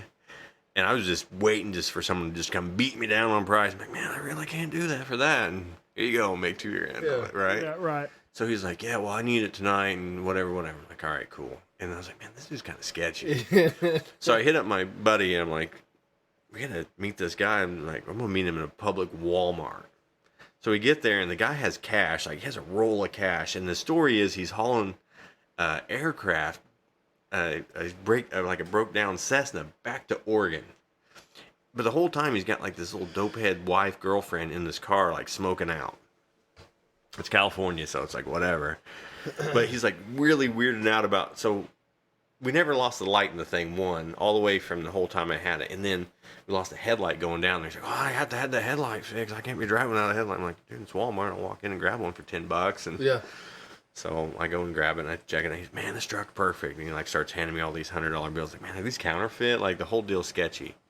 So the guy wants to put his little rental car in the bed of this truck. Okay. And we are at Walmart in Yucca Valley, which is that next little town. And I'm like, dude, I don't, like a loading ramp? I'm like, I don't freaking know. Like, I've been living here like a month. He's like, well, while we were waiting for you to come down here, and I had my homeboy, I brought Andrew Meeks. He came out to California a couple times to do Gambler 500 with me. He used to live out in 29 Palms, but I brought him with me so I didn't get shot, and I brought like my pistol and stuff because I'm not trying to get like waxed over a $6,500 truck. They can have the truck for the rest. But he's like, I scouted out the area, and there's a ledge back there that we can load this truck on. I'm like, oh my goodness. So we like drive. Were you back paid at this point? I think so. So I think I fuck made it. sure. Yeah, I got the headlight in it, and You should have told him to put the death ramp down and just go 40 mile an hour. Ramp it into the bed. Skid it up. It'll be there. good. It's like those videos on the air. It just folds. You just hit the back. dude, I wish I'd have been that slick. So my buddy Andrew Meeks is an instigator too, and he's like, yeah, let's see this. I think All right, let's do it. I'm in. So we backed this thing up, and there's so Andrew runs over and like steals some pallets from the loading dock of Home Depot back there, and we're like stacking rocks and stuff. And I do have pictures to prove this is a true story. And man, dude is like getting wiry. I don't know if they like hit a bowl of crack or whatever between like driving from Walmart to there, but like he's like, oh, we gotta get this thing going. I gotta pick this car up, and we're like, all right, dude, whatever. So we drive this car in, and this car like barely fits, and it has like there's little the wheel covers has to like hop up over me. We had to build like a ramp of the rocks, and he has to crawl out of the car. And I'm like, are you gonna strap this thing down? Because if you never in Yucca Valley, it's up on top of a mountain. There's a mountain you gotta climb. It's like I don't know, in like 2 miles, it's probably 2,000 or 3,000 foot climb. It's pretty serious. But this guy's about to go down, and he's like, I put the parking brake on. Okay. I was like, all right, well, I'm paid. I'm like, 10-4, brother. that's you know how you're supposed to like sign over the title and send that thing in to say that you're relinquished? Has anyone ever sent one of those off? I don't know what you're talking about. Sam refuses to. I do. Okay, so I sold this on this day to this guy. Dude, I took a picture of this guy's ID. It was like super sketchy. So I sent that thing off right away. Called the insurance company. I'm like, Ain't mine no more. Down, yeah. yep, I left my plates on it for him though. Good luck in Oregon. And the guy, or Washington, he called me like a couple days later. He's like, man, this is a good truck, man. I made it all the way to Washington. I was like, all right, good. I lose my number. New phone, who dis? But that truck and that trip, for whatever reason, all the adventures, and I'm sure I'm forgetting half of it.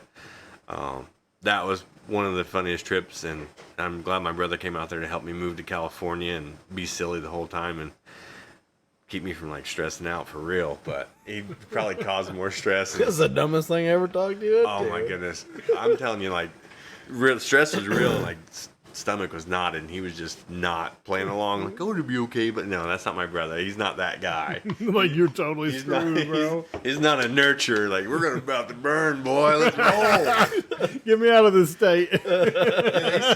Fire up AC/DC on this radio, baby. Highway to hell. Let's go. Hell yeah. So that's a really short story long, but Which 2,400. we appreciate. Yeah, 2,400 miles or however far it is in a $2,400 U-Haul truck was the cat's pajamas with all my possessions in the back of it. And then you made money at the end of it. I did. Even better. God bless it. Even better. That truck was. It's the American dream. I mean, really. Yeah, drive a piece of crap Tree. to the. Oh, I missed that part out. From Vegas, But wait, there's more. that's the thing. But from Vegas to where 29 Palms, there's nothing. There's like you bang off that interstate, and you pass this sign that says no service next 100 miles. There's nothing out there. Uh-huh. You can see all the stars and constellations and stuff. Just like going to that place. What do you call it? The observatory. Like out in 29 Palms, out in between like Vegas and 29 Palms, when you look up in the sky at night, it's just like that. There's absolutely nothing out there. And we're banging this piece of crap U-Haul truck down the road with absolutely nothing for us. No out support. there. You're just flapping in the breeze. Yeah, that thing would have done whatever. Like, at least we had a chase vehicle then, but it was exciting. I've never been so happy to park anything in my life. Get on the ground and kiss it. Dude. Man. So tell us about your most recent story in the opposite direction from California to Illinois. So start at the beginning. All right. So the beginning would be where I was stationed. I lived in, I didn't live in Joliet. I worked in Joliet. And there's a lot of Route 66 stuff. At the end of that U-Haul truck story, we're on Route 66. I was like, man, we basically followed Route 66 the whole way. And so for whatever reason, I had been thinking about Route 66 for years and years. And when I get out there in the desert and, you know, being a dude from Illinois and like seeing all this rust-free craziness, like I bought a bunch of rust-free cars out there and stuff. Couldn't stop. I couldn't. This is like addiction. I know what these people go through now. And and everyone I always talk to, everyone's like, oh, yeah, drive one of those rust-free cars back. And, you know, I bought some rust-free Blazers and crew cab Chevy truck, 1-ton, 4-wheel drives, and all the good stuff. And I was like, man, it's here. Like, this is real life. Like, they talked about this as a kid. Like, this is real. There's rust-free cars. Promised land. Yeah. So, and everyone's always wanting to run one back. And I wanted to run one back. I wanted to run one of those Chevy trucks back. I brought a Ford back instead. I don't know why I did that. Not good at planning again. So is it for sale? The Mustang? Yeah. It's my daughter. Oh, okay. So Well, I didn't know. you have to ask her. I'll give you your number. But it should be though. That's the purpose of it. Like, you could make some decent money and having a good road trip. So anyhow, I talked to you guys out there at King of Hammers about it one night, and again, I was hanging out with my brother and on the phone talking with him. He's blah blah. We're gonna drive one back. I'm gonna just send you a check. You buy me something cool. I'm gonna drive it back. And I'm like, all right, bud. And I was talking, and I've had this conversation so many times. I was like, I'll put a Facebook group up, and I was like, a couple Arlie pops in. I tell the wife about it, and she's like, okay, cool. I'm like, You're like, oh, that's dangerous. You shouldn't have said that. And I was like, we're gonna do Route 66 back, and she's like, that'd be a cool trip. Like, I'm not going, but you should do it. So I put it up, and I got a bunch of interest. Like, you know, a couple guys hit me up, like, man, we'd like to do it. And like, I'm like, because everyone's scared, because running a vehicle back by yourself, and if you have an alternator or whatever, that turns into $1,000 alternator if you have to get a tow or in a hotel room or whatever. But like, Jimmy's 50 miles behind you, picks one up at O'Reilly's. It's, you know, an hour and a half on the side of the road, and Jimmy shows up and throws an alternator. It's a funny story. Yeah. Right. So that was the purpose behind it. So I hit up, and so I made that group up, and a lot of people, you know, hit me up. And then for whatever reason, you know, life happened with a lot of people, and it's short notice, and you know, kind of poorly planned. But I worked it around my schedule because I had been working out of town a lot, and I wanted to get back. And my daughter's her last year of high school is coming up, so we need to come bring home and check out the rental house. And I wanted to do something cool with her before she has like a real life and responsibilities. Mm-hmm. So I was like, man, this will work out. And it's her car, and she wasn't really like interested in it the way I wish like my parents would, you know, my mom or stepdad or whoever, been like, get on CJ Pony and pick out some stuff you want on there and I'll buy it. Right. Like, I gave that to her, and she just like really wasn't into the car the way. I'm like, all right, so I'm gonna get this thing running good, and we're gonna bang this thing across the country in Route 66, and at the end of it, you're gonna love or hate it. So one way or the other, and it's a lot easier to store the car here, because originally, like, I bought the car to flip, you know, and that didn't work out because she liked it, and she likes Mustangs, which is, I didn't raise her like that. So I'm kind of rambling here. So I put the group up, and I, you know, left town for months and months, and people hit me up, and I shared some cars, and you know, people had some health issues come up, and people had this and that come up, and it comes down to it, and like no one's there. I'm like, fuck, I need to make this Mustang run a lot better, because I was ready to wing it. I was ready to throw new tires on it, fresh set of spark plugs, and like see what happens. So Chet didn't even show up? No, Chad couldn't. Chad just started a new job, and it's racing season, and Now I fucking feel bad. So I am going to break a golden rule on this podcast, but I have to, it's like Festivus. I got to air my grievances. So me and Sam were pretty serious about doing it. So what, Sam, you were sending me Vehicles. 4 cars a day, and there was some mint stuff for $2,500. I mean, there was like 80s Dodge pickup trucks, like $1,500 you could eat off the underside of it. Yeah. Yep. And I don't even, like a couple, we were like, yeah, like that. That's the one. That's the one. Yep. And so Sam's girlfriend is also a car person, and she gets word that we're going to do this. She's like, well, I'm going. And we're like, okay, well, if you're going, like, you got to sit in the back. She's like, I'm not sitting in the back. Dozer's got to sit in the back. So Sam's like, you should probably get your own car. I was like, I'm not driving. I'm not going to California. Like, if I'm going to California and buying a piece of shit, like, I'm driving back with my buddy Sam. Which, full disclosure, she said she would be willing to switch off backseat duty with you. Okay, I I wasn't made aware of that. She didn't want to do it the whole time, and so like hindsight is always better. Hindsight's 20/20 or whatever. But if the backseat was a '76 Cadillac, you might be in love. Well, and we probably should have considered something with bigger back seat and did it, but so all that to say, we'll get back to the rest of your story here in just a second. We were 100% on board, and 2 things killed it. Thing number 1 was the miscommunication about the backseat deal. Thing number 2 was the sensuous took hold big time because we were looking like $5,000 max was my budget. Well, I sent you that Dodge Dart for fucking 18 grand, and it was a $25,000 car in Illinois all day. That's a clean ride. And I was like, I'm just going to buy this, take some money out of savings, buy this, drive it home, and make all the gas money back plus a couple grand on top and have a cool ass story at the end. Well, on paper, that sounds good, but 2 things kind of were brought to my attention. Number 1, I would probably decide to keep it once I got home. And thing 2, we're kind of hot and heavy on the trail of a house, and obviously we haven't bought a house yet, but had I spent $18,000 of my house money on a car, we'd have probably found a house the next week. So she's like, I'm totally cool with you spending 5-6 grand, but not 18. So that kind of took all the wind out of the sails, and like we totally dropped the ball, and then like didn't say anything about it for 2 months, and all of a sudden, like, it's the middle of June. Like, this thing's coming up in 3 weeks. Are we doing it? Like, no, we're not. But next year, I say we do it. Yeah. I didn't keep the steam up on my end either because I was working out of town and stuff. So, I mean, it is what it is. I say 23 is our year. So. Or 24, sorry. 24 is our year. Yeah. Since I haven't been going to KOH, I always tell my wife, I was like, this is my yearly California trip. Yeah. So, anyway, I gotta go pee. Let's take a break. All right, taking a break. Or something.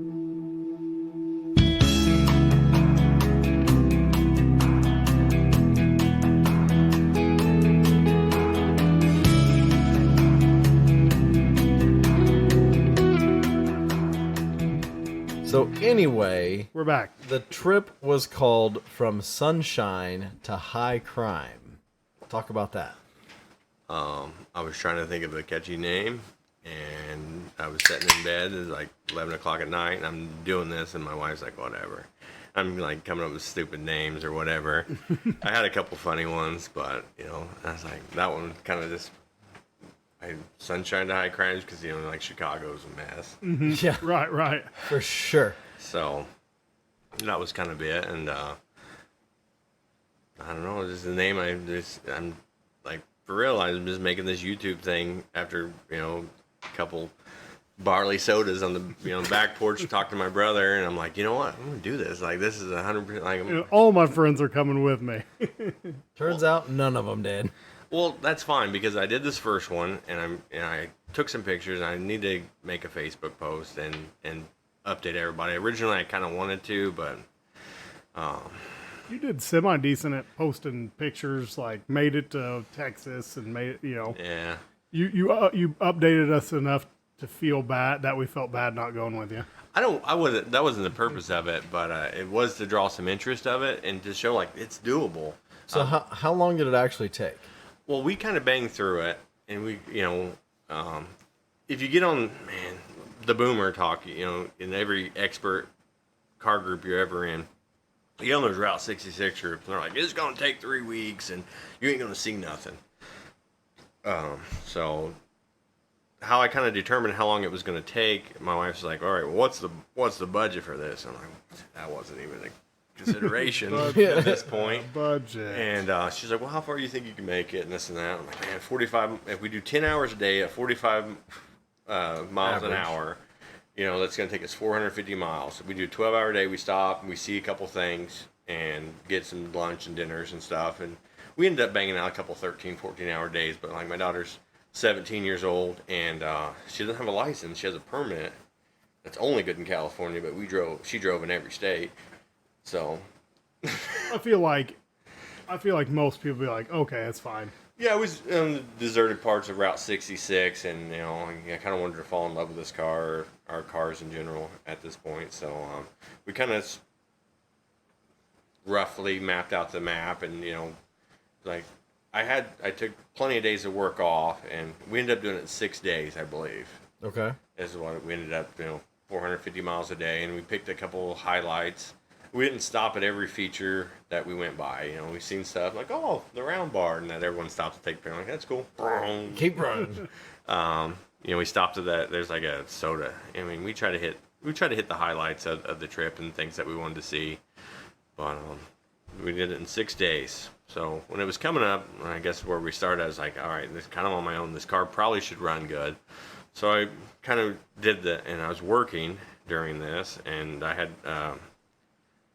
I still got the race car and stuff, and that I wasn't going to run. And I ended up doing like a double motor swap at the track the night before the day of the track and stuff. So I was pretty busy. So I was just going out there trying to do like one thing a night. Go out there for an hour or 2 hours, come home, do dinner, and then go out there and mess with the car, pull the drums off, make sure the brakes are good. Because this wasn't a cream like the pictures I posted of the car are like from 50 feet away, and that's where she looks good. But like this car was abandoned in a parking lot when I bought it. Okay. I got the Mustang for like $1,500, I think is what we ended up with it. It was going to get towed, and I got to hold the guy, and I got the police not to tow it, and got it where till he could come home, because the guy, the community that the guy worked in is pretty small, and I started asking around. Buddy's like, hey man, who owns this black '65 Mustang, right? And they're like, oh yeah, I think that's this guy or that guy. And then there's a tow. I went to get a haircut, and I seen the car, and I'm like, man, I can make some money on that if they're just sitting there.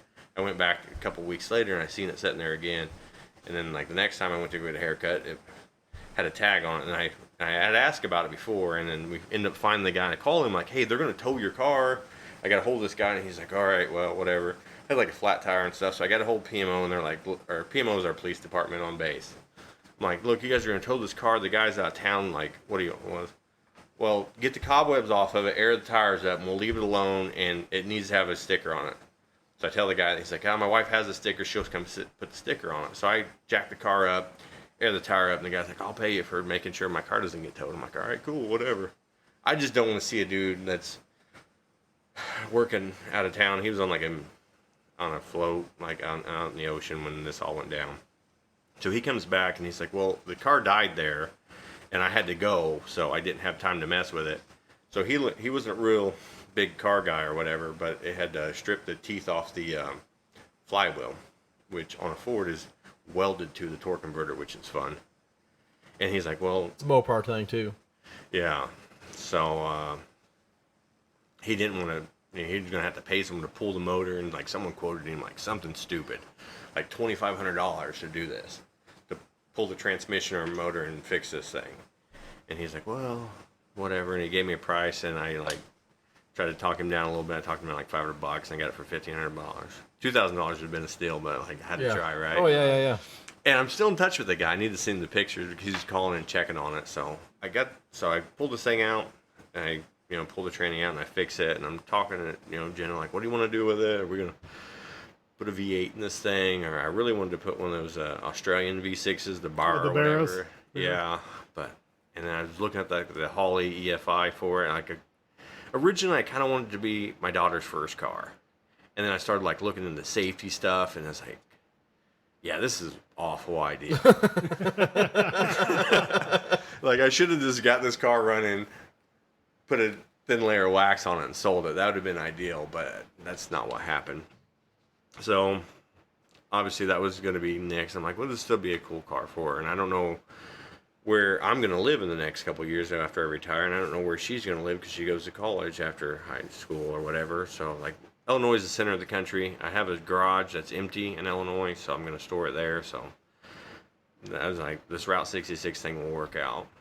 Driving a two-door Mustang across the country is not what I had in mind. I was wanting to grab like a 76, like Chrysler New Yorker or something cool. Sure. Right. Yeah. Something that we bang down the interstate with good tunes. But so I go out there like an hour a night. I'm just trying to like sort stuff out, and I get the fuel gauge working and change that stuff out and get the temperature gauge working. And halfway get this thing running right, and I end up getting a carburetor off the line. Like everyone talks about getting scammed on those like Facebook groups by guys, and I sent a guy money, friends and family, and he was pretty cool, and he sent me exactly what he said he was going to send me.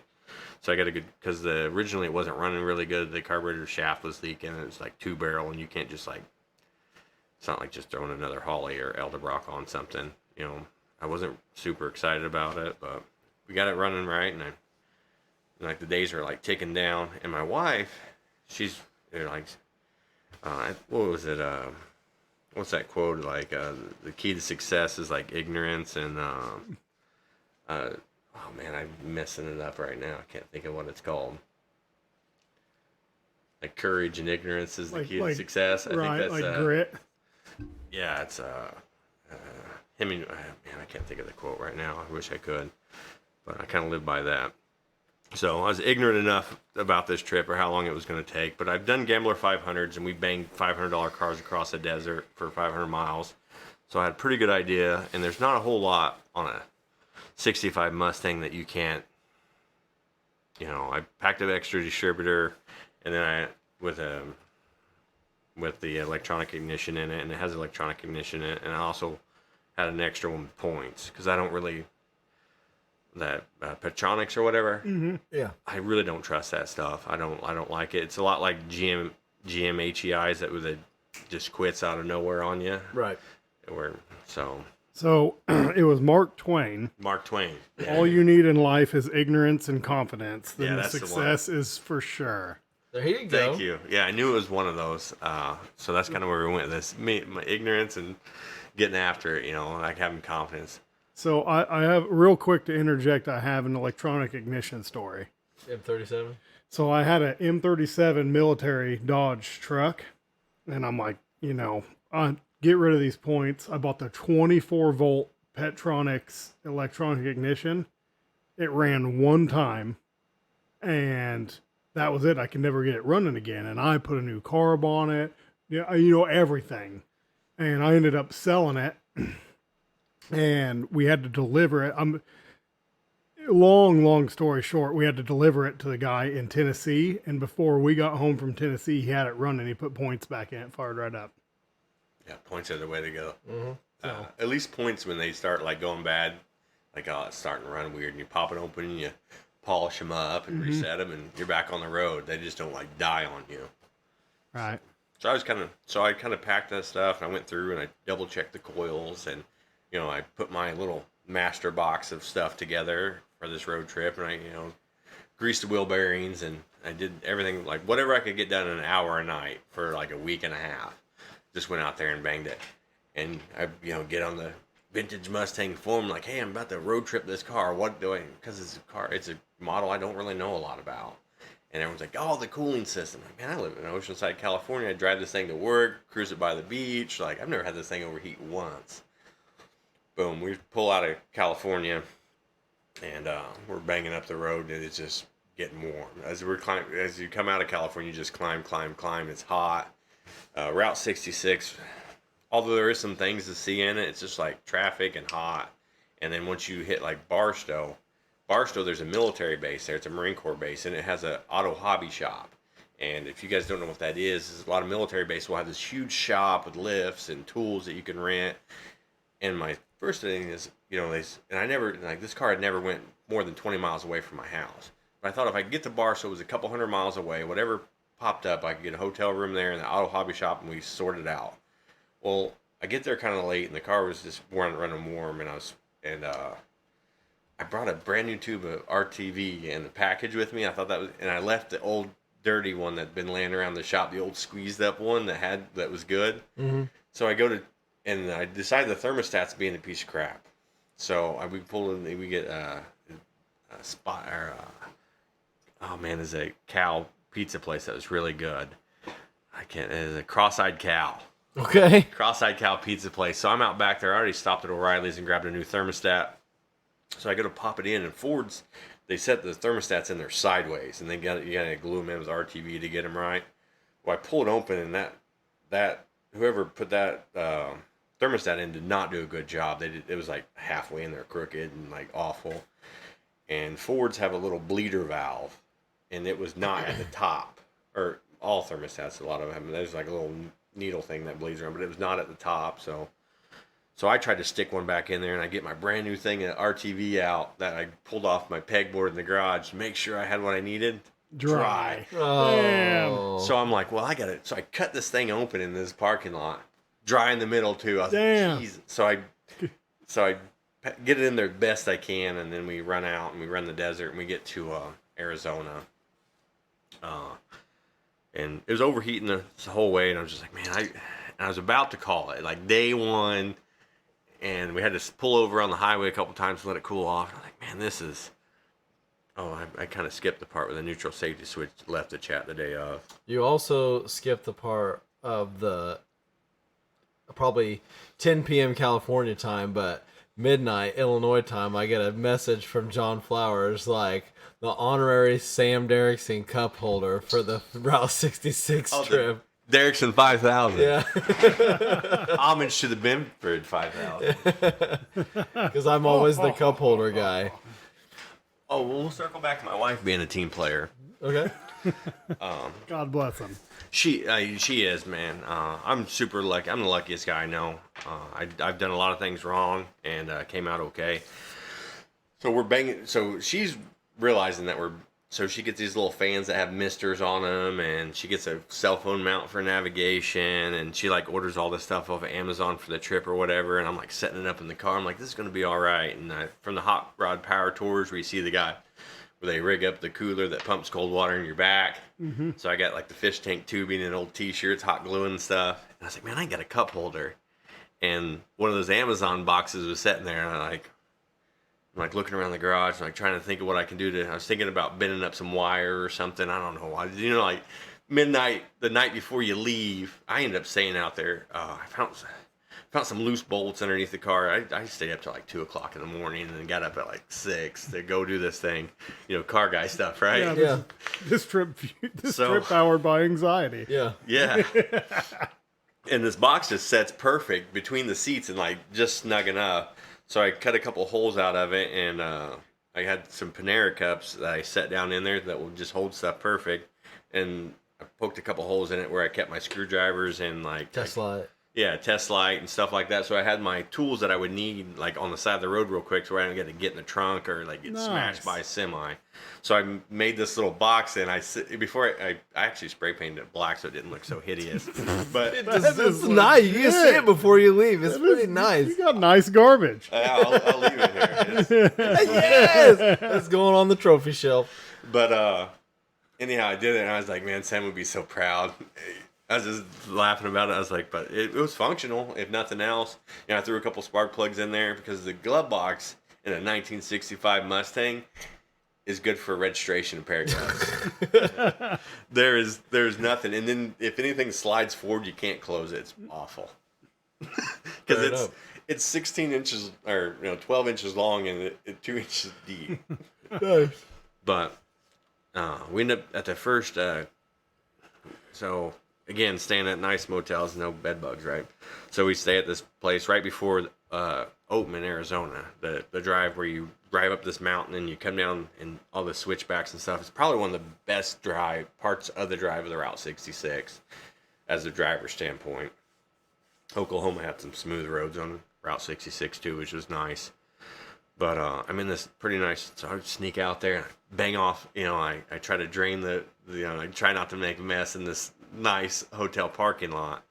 And I go out there and I grab the thermostat housing, and I sneak it up to the hotel room, and I glue it all up because I don't want to just be under the hood for like a half an hour. I'm banging stuff out real quick. I let it cool down, could take a shower and all that stuff. But I get it all back together, and I actually had another gasket in the car because I got the car with a bunch of random parts, and there's a thermostat gasket in there by the grace of God. So I siliconed all that up, and I was able to bolt and actually let it set up like you're supposed to. So the next day I'm out there just like topping off the coolant, and like this guy comes out. He's actually from Indianapolis, which is cool, finding Midwestern. Yeah. He's like, "Oh, you need anything, man?" Like, "What are you doing?" I'm like, just topping off the coolant, making sure it gets on the road. And he's like, "Oh yeah, you want to take this road up? That's legit." He's like, "Man, I had a Chevelle back then. I got smoked by one of these Mustangs. Like, this is a way different interaction I thought I was gonna have." He's like, "Oh, I got a jug of a half and half antifreeze over there you can have if you want." And like, I'll take free antifreeze. Hell yeah. Like, it was way different. He's like, "I got a box of tools. You can pull it around back there. We got the little shop area." I'm like, "I think I'm good, but I appreciate it, And so that guy was really super cool.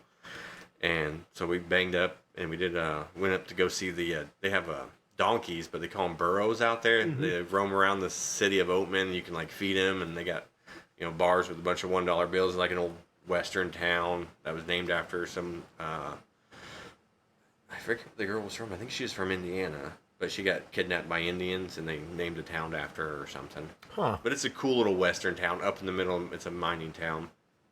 And we went up the hill. It kind of overheated a little bit that day. Trying to get the air out of that thing was kind of a pain, but it was, it was okay. But just banging that old car up, steep hill the whole time was overheating a bit.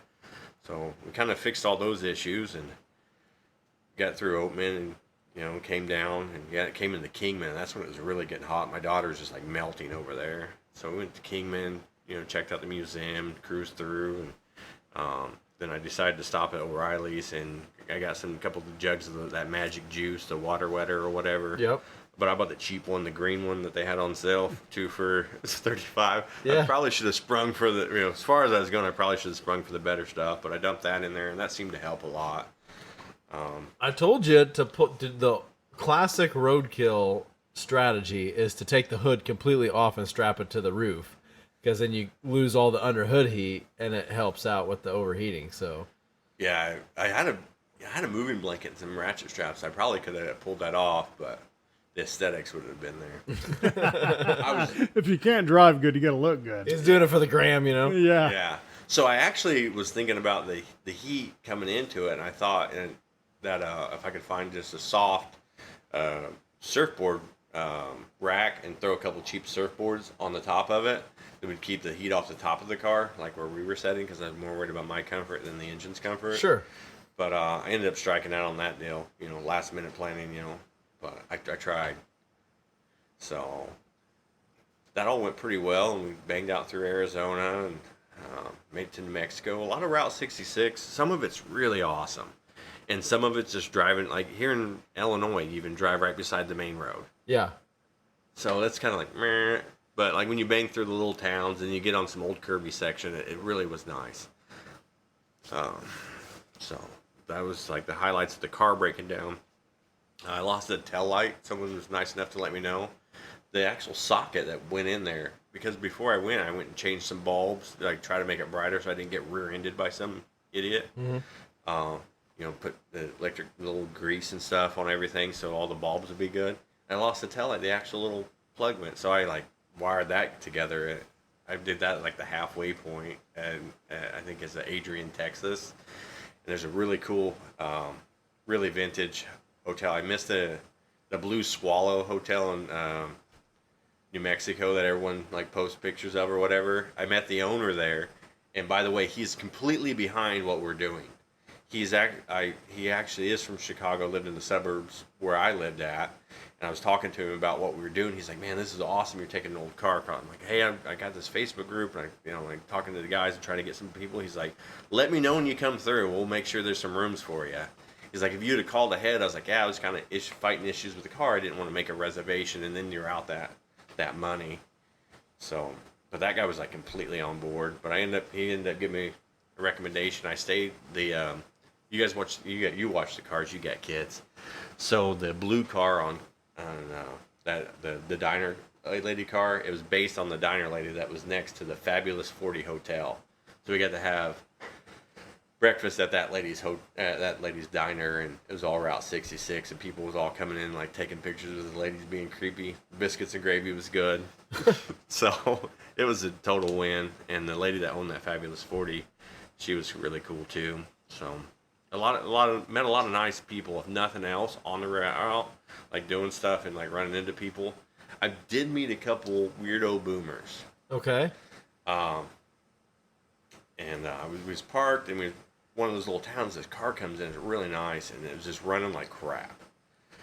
And we was up in Oatman, which is like miles away from wherever. And as a car guy to car guy, and the good Midwesterner, as I went behind, he's messing with him. I'm like, "Hey, is everything good? Like, what?" He's like, "Oh yeah, something's wrong with it." It's like, "Yeah, it sounded like it's breaking up." It's like, "If you need points or something, I have an extra set of points in the car. I got a coil you can have or whatever." And he's like, "I got a tow truck coming." Okay. I was like, "All right." Okay. So I'm like, "All right, bud. Well, get your tow truck up on top of this mountain. I'm sure that's going to cost." But yeah, trying to be like, there's just different levels of car guys. That car was like beautiful from front to back, but ran like crap. And car guy versus car enthusiast. Right. yeah, so whatever that worked out to be. And I ran into another guy that was kind of a boomer or whatever, and the Mustang was sitting there at one of the attractions or whatever, and I see people checking it out. And I come back and I pop the hood, top off the coolant, make sure everything was good, and just checking it before the next road, And he walks by, he's like, "Oh, that's just a 6-cylinder." I'm like, "Well, Yeah. I gave it away. The hubcaps." That's this rust-free old 6-cylinder, whatever. He's like, "Oh, I got a V8 Mustang at home." And I'm like, and his wife like wanders up. He's like, "I think about doing a Route 66 trip. Like, that'd be really cool." And she's like, "Mark, you couldn't even get it to the church car show. It doesn't run right." Throwed him under the bus. So, Debbie, wherever you are, you're the real MVP. She's a listener. Yeah, I hope so. I kind of laughed about that, and he kind of shut up, and I closed the hood, and we banged out in the road because we were miles into the trip at that point. But You can't even get to the church car show. Speaking of which, sidebar, I got an email today. Congratulations on 5,000 downloads. No way. Of this shit show we call a podcast. No way. So thank you everybody for listening. Continue, John. so the rest of the trip was cool. The best part was my daughter's kind of into fashion and stuff like that, and she kind of wanted to do it like 1960s, 70s. Theme. So a couple days, instead of prepping the car, we went out to a couple vintage stores that sell like your grandma's clothes, and they just paid triple for them because it's California. So you got some Sure. like 1950s style dresses, but I did get to go in like some of those antique stores and stuff. There's a town my wife again found, and it had like a bunch of antique shops and had a bunch of old cool memorabilia stuff in there. But she downloaded, I think, something like 11 hours of music. Like her entire phone, whatever that phone holds, however many gigabytes. Yeah. And then she had a playlist, so when we had service, she could play. And she kept us all the good tunes, all the hits from like 63 to like 77 or whatever. And she kept the music just going for That's us the whole awesome. time. And so the route it is what it is. I'm not don't want to take away from Route 66 if anyone hasn't done it or whatever. I think you should do it. But some of it is like the frontage roads or whatever, and we cruised that thing and hit up the spots and checked out stuff. It was really kind of relaxing. You got hours, with your kid in the car, your best friend or whoever, and you get to talk about, the most wildest stuff. Like you don't really, there's no electronics. She got her cell phone, but most of the time out there we don't have the best service, and hit up all the hot spots where they say the food was good or whatever. and we hit those up. We I ate a bunch of greasy food along the way. A sidebar, Indian truck stop food. Okay. Yeah. We did not partake, but my daughter really likes Indian food. Okay. And we would stop, letting the car cool down at a couple of truck stops. They had like these Indian truck stop foods or whatever, and $12.99 all you can eat Indian buffet or whatever. Dot or feather? That would be the Dot. Okay. I was just trying to clarify. Just checking. So yeah, I don't know what the other one would even be. Me either. So it would be interesting. I should have checked in on it, but so she's like, man, but the lines for it are like out the door. Really? Yeah, like That must mean it's good then. well, there's a lot of Indian truck drivers or whatever. Sure. Okay. But- Yeah. But they just packed, and she's like, it must be good. And I'm like, probably, I don't know, maybe this is like a hidden delicacy we don't know about. She's like, well, next time we see, we're gonna stop and try it. And we didn't see any since then. Oh, man. So it like I would this is like meh of a good little story, like to tell you how fire or how awful that went. But I did not know Indian truck stop food was a thing. But we've seen a few of them, and they smell good. As Okay. far as Indian food goes. But we didn't have any real major mishaps or anything on the trail. Which you're happy for, but at the same time, then you don't have a good story. I know. That was like the trip to Kansas or the trip get to the- Missouri to get the Comanche. Like, Yeah. it went flawless. So like, Nothing to tell. yeah, we went and drove got a truck. Yeah, and The end. we filled up with fuel twice. Yeah, we stopped in and seen like I got a funny picture. It says like "Make Chief Great Again" at like one of these like Indian things, and the guy was pretty cool, and he takes us back to these Indian ruins, and I guess his father was the actual chief or something, and like gave us a little like Native American history lesson. That was like one of the less touristy places. And I'll post what that was too. That was right after the Continental Divide. So we went in there, Continental Divide, got a picture, and like, oh, there's a good section of Route 66. It's kind of blank, like she's gonna drive. We get down the road, we're like, oh, what's this little abandoned little place over here? And we swing in there, and that guy was super cool. The New Mexico Arizona line runs through his shop. He has it like painted in the bottom. Oh, awesome. Well, that's cool. So I asked him, I was, like property taxes, because Illinois, they just beat you to death. I'm like, well, how's that work? He's like, oh, they both take what they want. Because it's right down the middle. Do they like half value it? I wish he would have elaborated, but like, I guess it was a sore subject because he didn't. Sure. He's like, yeah, they just both take what they want from me. I'm like, oof.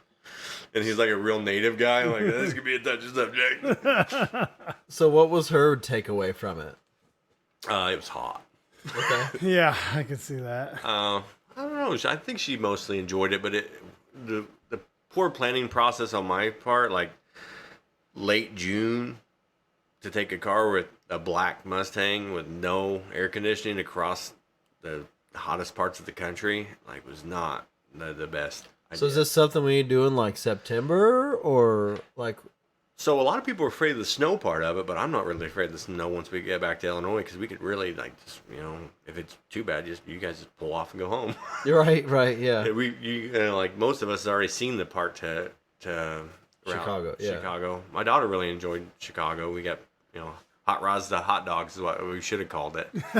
Yeah. Which to be fair, I'll be damned if I drive 2,000 miles across the country and don't go the next 150 to fucking Chicago. Correct. And everyone's like, "Oh, you coming?" I'm like, "No, we're going all the way." You're like, "You're going all the way." And I was like, "You're 3 hours out of the way." I'm like, "Yeah, because I want the entire length." You got to do the whole freaking thing. And NASCAR was in Chicago, Okay.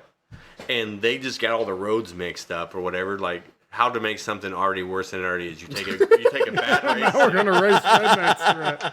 Yeah, you take the crappy city roads of Chicago, and then you put cars that are supposed to be on super speedway, and you street race them. And I'm sure there was an awful race. I didn't watch it. I'm sure no one else did either. But it was hard to get to the Route 66 picture, and I was about to give up. But then we just we did the touristy thing. We stopped in Chinatown, and that was pretty cool. I don't know what it's for. I don't know if it was like. I kind of assumed it was like some gay pride stuff or whatever, but I don't really know. But there was just to make the story better. There was 2,000 bikes, but I guarantee it was like I guarantee there was 1,000 dudes on bicycles like cruising through the streets, and they're all like yelling "Happy Friday." There's like beer kegs on the back of bicycles and stuff, and they're just like mobbing down the street running the red lights. Like they had this big parade, and it was probably 15 minutes of bicycles. And all of them are like drinking on bike. I don't know if it's legal or not, but I seen that and I was like, I didn't know this is an unexpected feature of the trip. Hell yeah. I will say Oklahoma had some really, really nice Route 66. There was a bit of a backup on 40, and some of the semis came over there and drove like idiots. And we ran into that in Illinois too, because some idiots flipped over on 57. I think that's what the highway is. But all the semis getting on there. But Oklahoma really had some smooth roads and that you could really drive on. New Mexico is mostly off and on side roads or whatever. But I would do it again. We kind of brushed through a bunch of it and stopped in little ice cream towns and stuff. I used the Blue app. The Blue app is not very good. Okay. Apparently the yellow Route 66 app is better. But so I've heard there's some apps, and I've got the Route 66 book upstairs on my coffee table. You told me about the apps. And everything that I've read is it's to go from Chicago to California, not California, Chicago. It's like nothing works with the apps, is what I've read. So the Blue app has a east to west and a west to east function. If you're on Route 66, it will keep you on Route 66. But something I didn't know before going on Route 66 is there's a lot of different variants.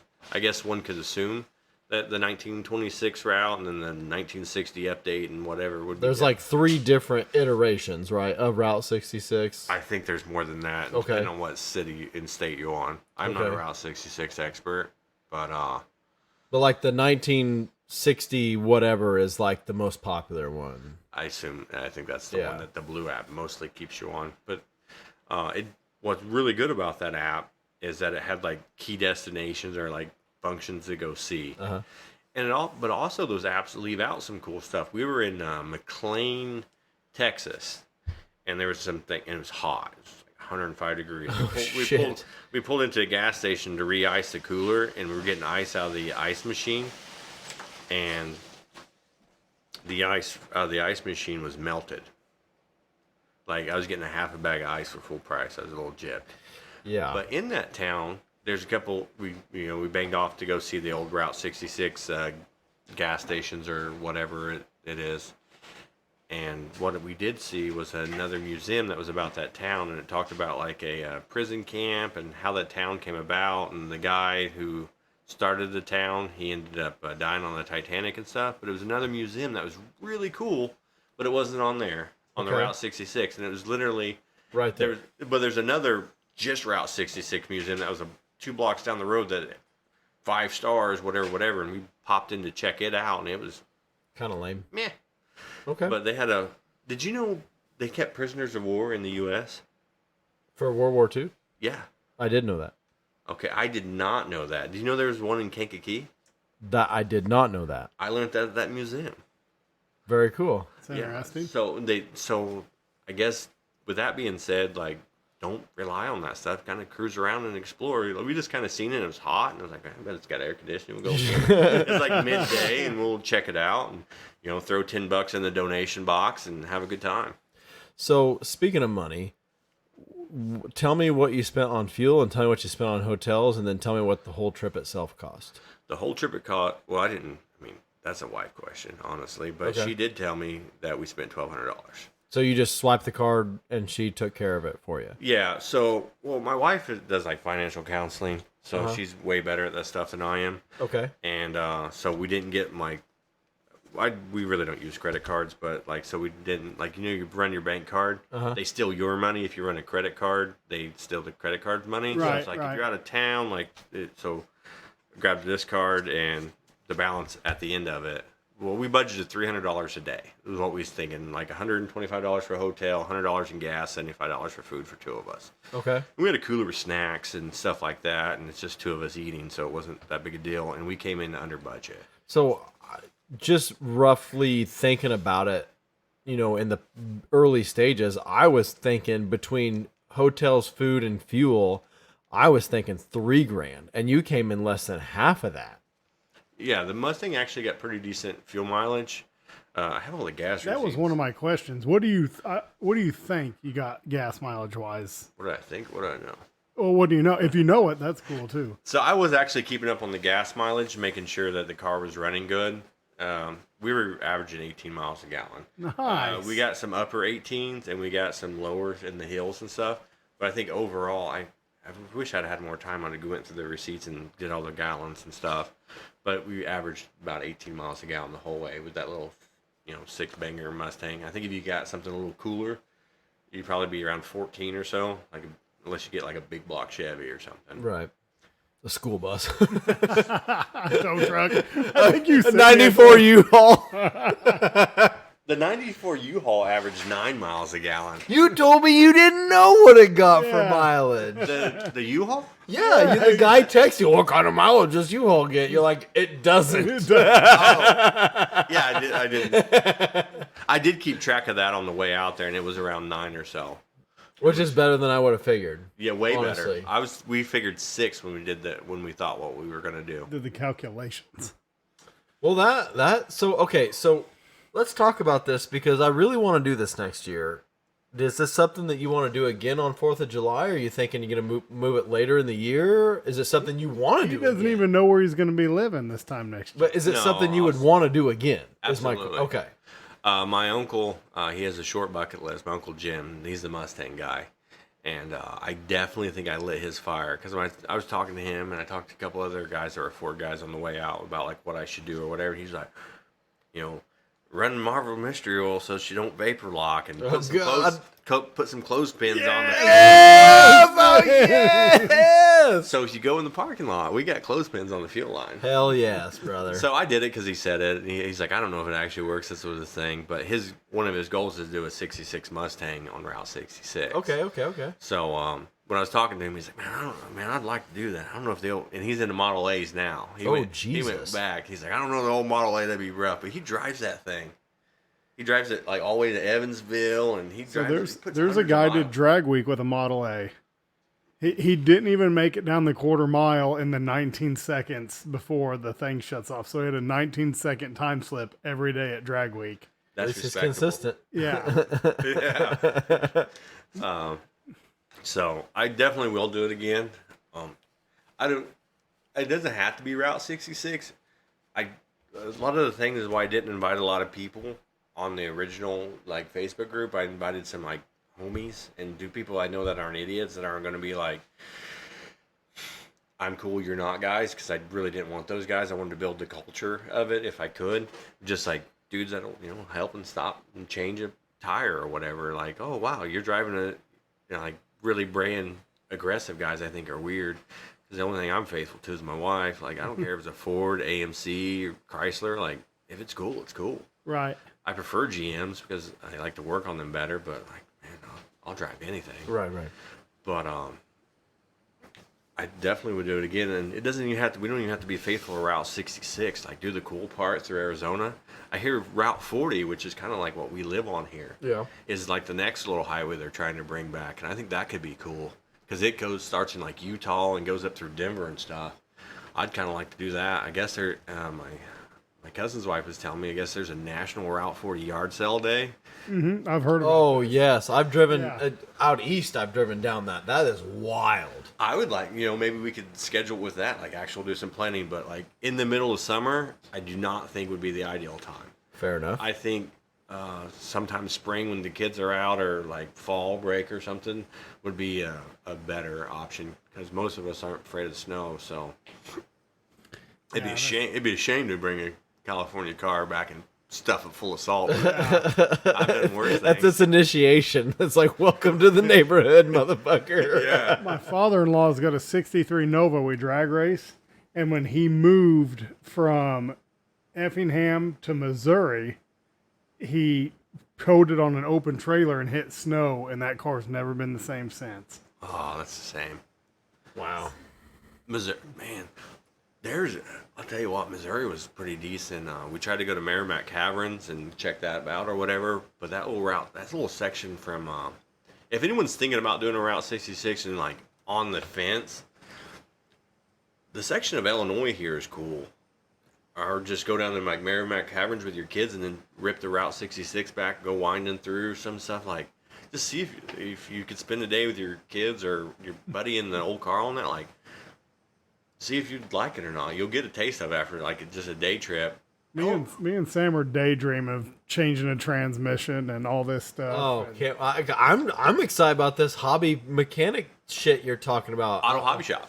Yeah, wow. We need that in Illinois. Like, that is fucking cool. Yeah, it's pretty decent. It used to be a lot better. I did an LS swap at the auto hobby shop. Because that, like, out at KOH, they've got like the fab guys. They have their lift and welders and shit. Like, you just come pay them some money and you can build whatever the hell you want on the lake bed. Like, that is cool as hell to me. Yeah, I know a hobby shop. And I just sponsor you guys on, and you go in there and you rent your bay $10 an hour or whatever it is, and they have a welder and stuff, and you pay for welding, $10 an hour or whatever. It used to be really affordable the way the Marine Corps sponsored it. They would treat it like a gym or something, like a regular like health and well-being part of it. But now it's more like a profit-making thing, so they charge you a little bit more. And sometimes they hire some weirdos in it. So some of them are hit and miss. The 29 Palms Auto Hobby Shop, like, was super cool. Pendleton's not so much, but it's way bigger and way nicer. But they're all like, we need to see your registration, and like making sure people are like doing side hustles out of it. And I get that they need to protect it, but like some of the people are way different about it. But, So you're saying like a guy could be like turning tricks on the side, working on cars for people, and they don't want that. with no overhead. I got you. Yeah, they don't want someone in there that. But so the change in so that was the thing that everyone was hitting me up like, what are you gonna do if it breaks down? I'm like, I'm gonna fix it. Like, it's gonna break down. Like, I'm gonna fix it on the side of the road. So I did do a little bit of research, and I got a notebook. I wish I'd have brought it in here. And I was like checking out Marketplace, looking for like a rear end or transmission or whatever, 1965. And I was like marking them along, like I was, you moved the map off of Route 66, and I was like trying to see where the parts were, and I like, because I thought, like, worst case scenario, something major breaks. I got AAA will haul me 100 miles, and that'll take me to where I can swap this transmission on the side of the road, or I can get like a storage unit and store it for a month and come back when I get whatever I had. And then we'll just pick up a $30 rental car a day and just do the rest of it. So it wasn't going to be a total loss. Like, I wouldn't want to leave the car somewhere, but like, there's storage units everywhere for $39.99 a month. It wouldn't be the end of the world. Sure. And with the car communities the way they are, in every genre of every car ever made has a cult following. Like, you could probably get some cool dudes on board. Like, if someone was coming like on a Crown Vic, webpage, like, hey, I'm ripping through Oceanside, California, I just blew a tranny. I'm like, I got a 2002 transmission.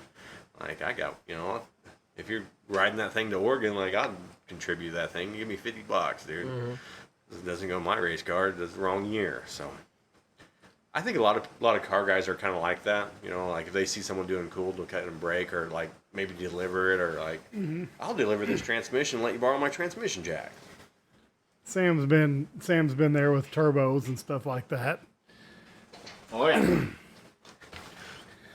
So yeah, that's cool. I know.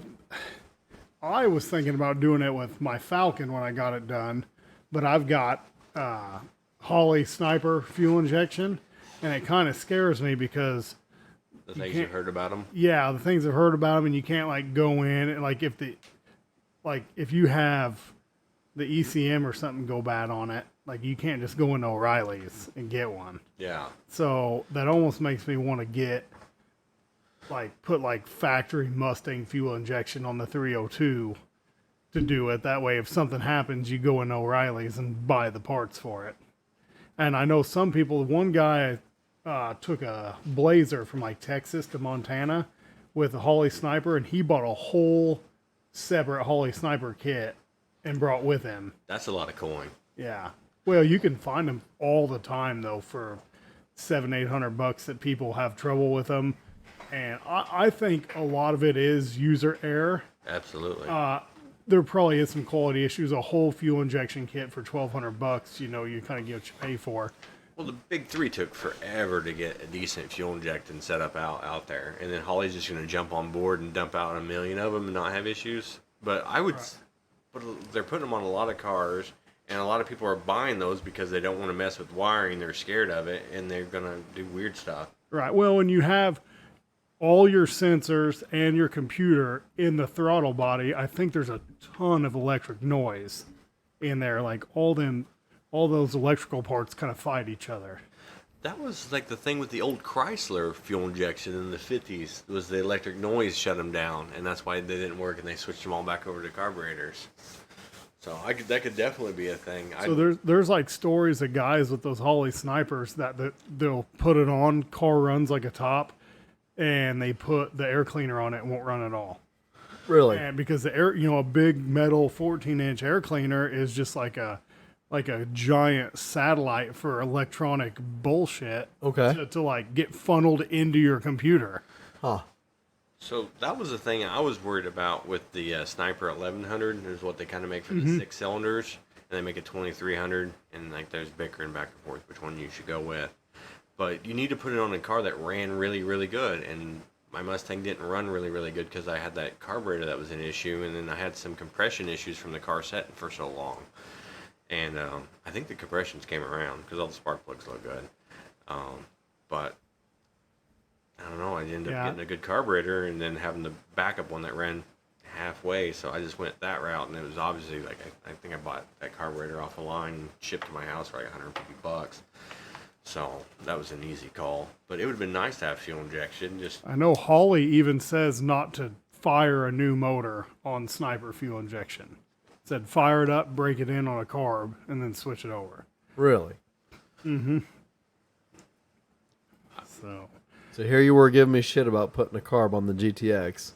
I don't think I ever give you shit. Turns out that's what I should have done to begin with. Aren't you doing that? Yeah. Okay. I had a lot of people tell me that was the wrong thing to do.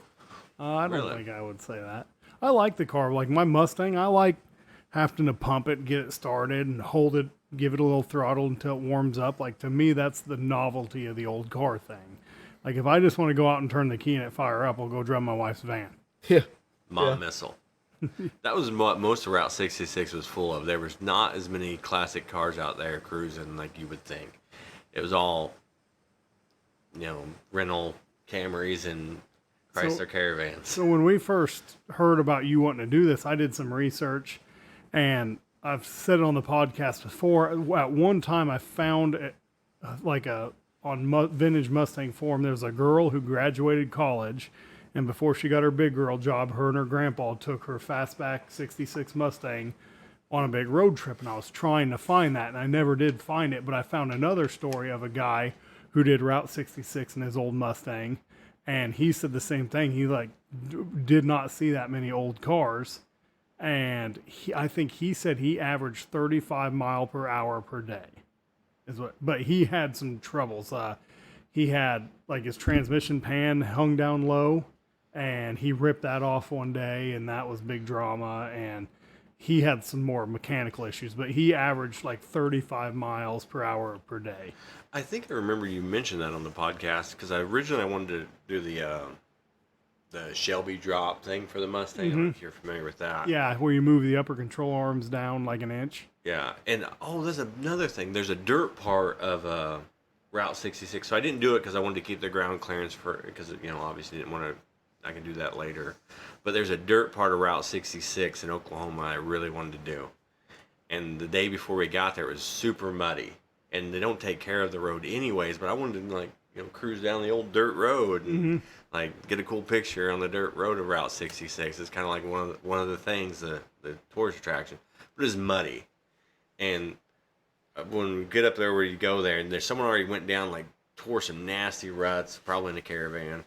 And I was just like, man, when this dries, it's going to make that road that much worse for the next people. And I was there tempting, thinking the off-roader brain clicked on. I'm like, I'll just air down. Maybe Walmart up the road's got some snow chains. I can do this. And I was like, you know what? That's just a bad move. And I just kind of pulled in and I looked at it for a minute. And I was like, well, maybe next time. Yeah. That's a key thing to do it again. So I just cruised on by it and did not rip ruts down it. Although there was a part of me that really thought it'd be cool to just have the Mustang covered in mud, just ripping down there. But if I got stuck, that'd have been a nightmare.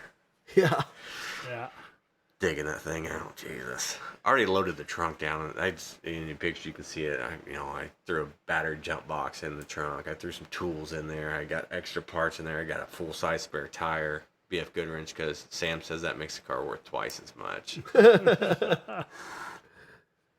So, well, switching gears real quick. So we're friends with you on Facebook, and are we seeing correctly that you race a car that's got another car welded on top of it, or what's the story there? So that's correct. And again, my brother, his in-laws live in California. His ex-wife's family lives out there. And Jackson is actually a really good race car driver, and he'd like for them to see him in person. And Tim talked about, like, hey, and there's a lot of good cheap race cars out there too. Like, we could pick one up and set Jackson up to go race in front of the family. Is there any dirt tracks out there? So I started looking for dirt tracks in the area for my brother. And because he's always sending me like cheap race cars out there, like, you should go pick that up for me and we'll ship it back. And so I was looking for dirt racetracks, and I found Paris, which is also the Cars 3 is where that Demolition Derby thing, that's where it's green screened at, and they have a bunch of car stuff there. Cool. So I get on there and I'm looking to see, what classes they have and this and that. And the little thing popped up about the Night of Destruction, like Demolition Derby. I'm like, oh man, that's cool. That's some Midwestern stuff. Like, that's not what I expected to find in California. And I seen that someone said something about check the Facebook page out. So I joined the Facebook page because I do like Demolition Derbies. I don't like a lot of the drama that goes along with Demolition Derbies. Mm-hmm. So I kind of just, the idea of running a Demolition Derby car would be cool out there. And a rust-free car, that would be hard hitting, And I get on there and I look, and there's really no drama on the page at all. Like, it's just like, man, Tommy smashed the crap out of me. Like, good job, bud. And the thing popped up. It's like, hey, we got these double-decker race cars. We need drivers. Who wants to drive one? And my buddy CJ, I don't know if you guys follow him or know who he is, but he races side-by-sides, and he went out and he won the... it's not Baja, it's the Mint, and he did the Mint like 125 class on a mini bike, so he's always doing wild stuff. He went out there and raced it in a Yamaha, and I hit CJ up, my buddy, and I'm like, hey dude, there's this double decker race car, because I was like, you want to run it with me? And he's like, absolutely. I'm on my way back from Tennessee. I'll be there like the day before the race, because he's moving his shop and everything to Tennessee, which is the thing to do in California. He built like cars and stuff in California, but for whatever reason, Tennessee, his wife wanted horses, so was the spot to go. So I hit him up and text him like, I'll race this car. What does it cost or whatever? And they're like, nah, just show up, pay the entry fee. Like, we built these cars to get this race series going. So what the double decker race car consists of is there's a car on the bottom that runs the gas and the brakes. And there's a car on top, welted to the cage or whatever, and it runs the steering. So it's like a teamwork thing. And was that the picture you sent me where they use hydraulic hose to hook the steering up? So they don't use hydraulic hose. I use hydraulic hose, which is some Demolition Derby stuff from the Midwest. With the Chryslers, the steering columns with the telescoping nonsense or whatever, when those cars start bending, you lose your steering. And there's a guy, John Pittman, he runs his dad just passed, but his dad owns the Harley shop over in Terre Haute. So if you need panhead stuff, he's actually pretty wealth of knowledge. You should look him up. Okay. He's still working on your stuff. But he ran a hydraulic hose, and he put a PVC pipe over it, and when the car starts bending, it still steers. So at work, obviously we have piles and piles of old hydraulic hose, and the first year it was all 3/4 inch universal joints, but when you flip these cars, which is kind of the name of the game, you race this car that's top heavy, and if you get too rowdy, it flips over, someone bumps you. Well, the cars move a lot, even though they're welded together. Like, they move a lot, and the frames flex or whatever, and like steering binds up. And I was trying my best to just make that thing where it wouldn't. And I was like, you know what? If I'm fighting this thing, like, let's just go the opposite direction instead of fighting it where it doesn't bind and we have all these universal joints. Like, let's just put a rubber hose here in the middle of it and see what happens. And it has actually worked phenomenal. People come and like give me the biggest, like, well, that's silly, like whatever. But it's like a fight. It's not like no sillier than racing two cars welded together. Yeah, the whole setup's silly, but it's like a real hydraulic hose. It's not like a 1,000-pound, not like it's like 10,000 pound. Like it's a pretty good one. Like you, without power steering hooked up, like it'll twist it, but like it'll turn the car with it without power steering with all that weight. So it's a lot of fun. I won the championship last year in the double decker. Nice. So that's like the redneck world final. They got a picture of my car up on the back of the stands and stuff with all like the, and on the others, and it's a huge poster. There's like Night of Destruction, and there's like the real race cars, like modifieds and stuff like that. Like that's their life goal to win a championship. Then I go out there in a Crown Vic with a Chrysler Saturn or something, or Stratus or something on top, and get my picture up there. But yeah, it's a really fun time. I had my buddy Andy Matherly from West Terre Haute. He runs demolition derbies. He flew out and we did it. We ended up winning the race and stuff. It's a wild time. If you've never done it, like the car's available. I'm building another one, so I have a backup one for my buddies. So it's a good time. You go out there and bump and ride it. You're gonna flip the car. You just can't be scared of it. We should go out there, race the double decker, then drive home Route 66. Hit a double decker. No! So that's a lot of good conversation. Which one do you license? Who gets the DUI?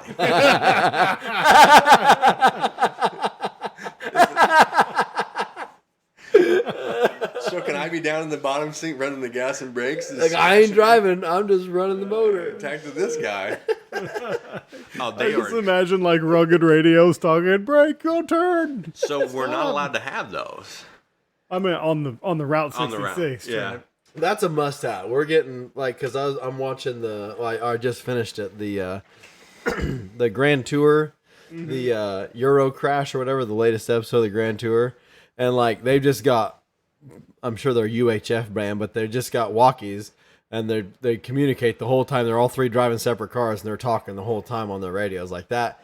If we're doing 66, we're at least walkie-talkies, if not UHF radios, which we'd probably get those like Bofangles. Bofangles or I got a pile of them. Baofongs or whatever the. Don't you have to have a license to run those? Technically, Actually.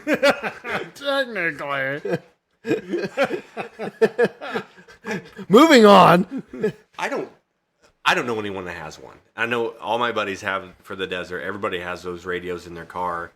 I think if you get like a really rowdy one that like really puts out like 900 watts or whatever, I don't even know what a rowdy one is. I think the handheld ones are 15. Yeah, And the they one reach pretty far. in my, I wanted to say car. The one in my side by side is 25 watts. Yeah. And from what I understand, Rugged owns a certain block of bandwidth for the UHF band that they allow their customers essentially to utilize their owned bandwidth without a license. But technically, to use a UHF frequency, you have to have a license. Is So the way I understand it. If I'm on the ham radio Facebook group, I'm getting cussed out Right. by all the boomers. But Right. if I'm in the off-road group, they're like, go for it. Yeah.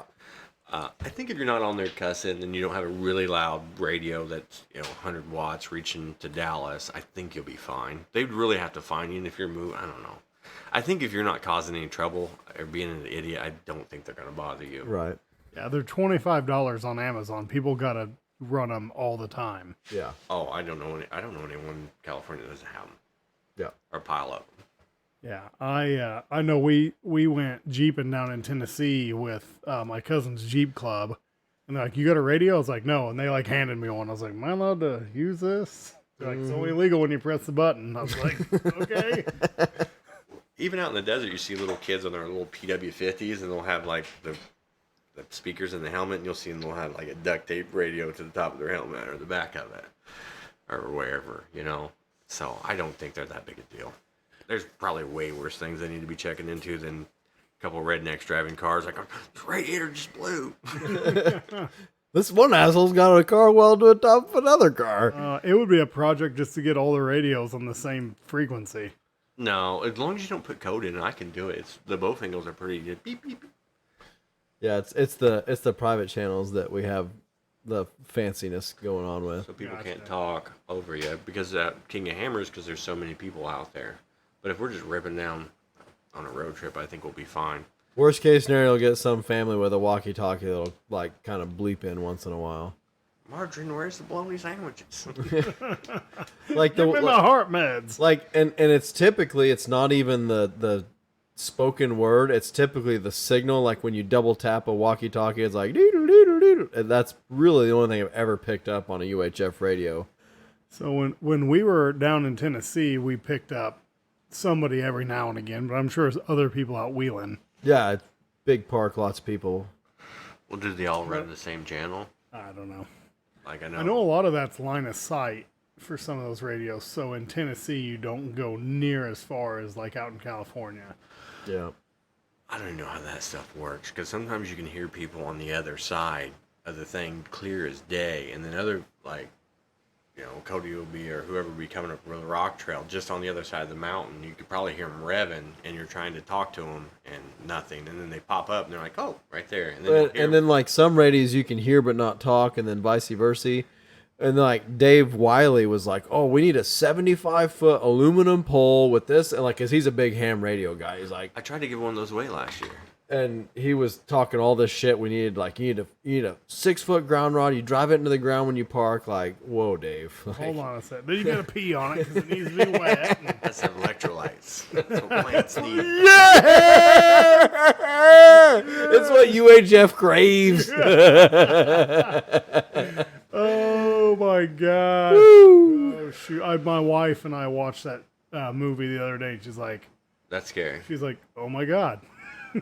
Have you heard the story of the Crocs on there? Yes. Yes. Did you guys talk about it on here? Is that where I heard I it? don't know if we have or not, but I have heard it. No, I don't think So so. supposedly those are the dumbest shoes that they thought nobody would wear. Yeah. The bureaucracy. Now I got them on. And it all, dude, that whole thing is coming full circle. That's scary. That show is so scary. That's worse than that 1986 book. So the guy who did Idiocracy My judge. was on Joe Rogan, and they have them in the movie. They go to the movie theater and watch the movie Ass, where it's just a guy's ass, and he ended up running into the guy like years later. He's like, "Hey man, how you been?" He's like, He's like, my wife has no idea. Like that's my ass on that video. Like, he was like ex-nay, you know. But yeah, some things. I would love for them to redo it. Mike Honcho. Because he said what he missed was the cell phones. He didn't realize how big cell phones are going to be in people's life, because there's really almost no cell phones in that video. I haven't seen that thing in years. We watched it like 2 weeks ago.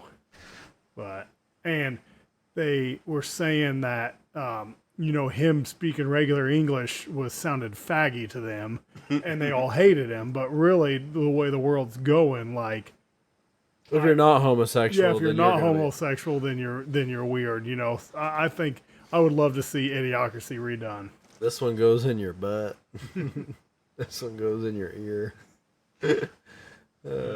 No, wait. No, wait. This one, no. I'm supposed to be getting out of prison today. They just walk. You're in the wrong line, idiot. That's Oh, that's a whole nother podcast. The Idiocracy Paradox is on the list. No kidding. Well, We got any questions left? I'm running out of steam here. So let's do. You got anything else for the audience, John? I do not. If Okay. they want, if they're interested in it, check out the group or whatever. It's you get what you pay for, and it's free.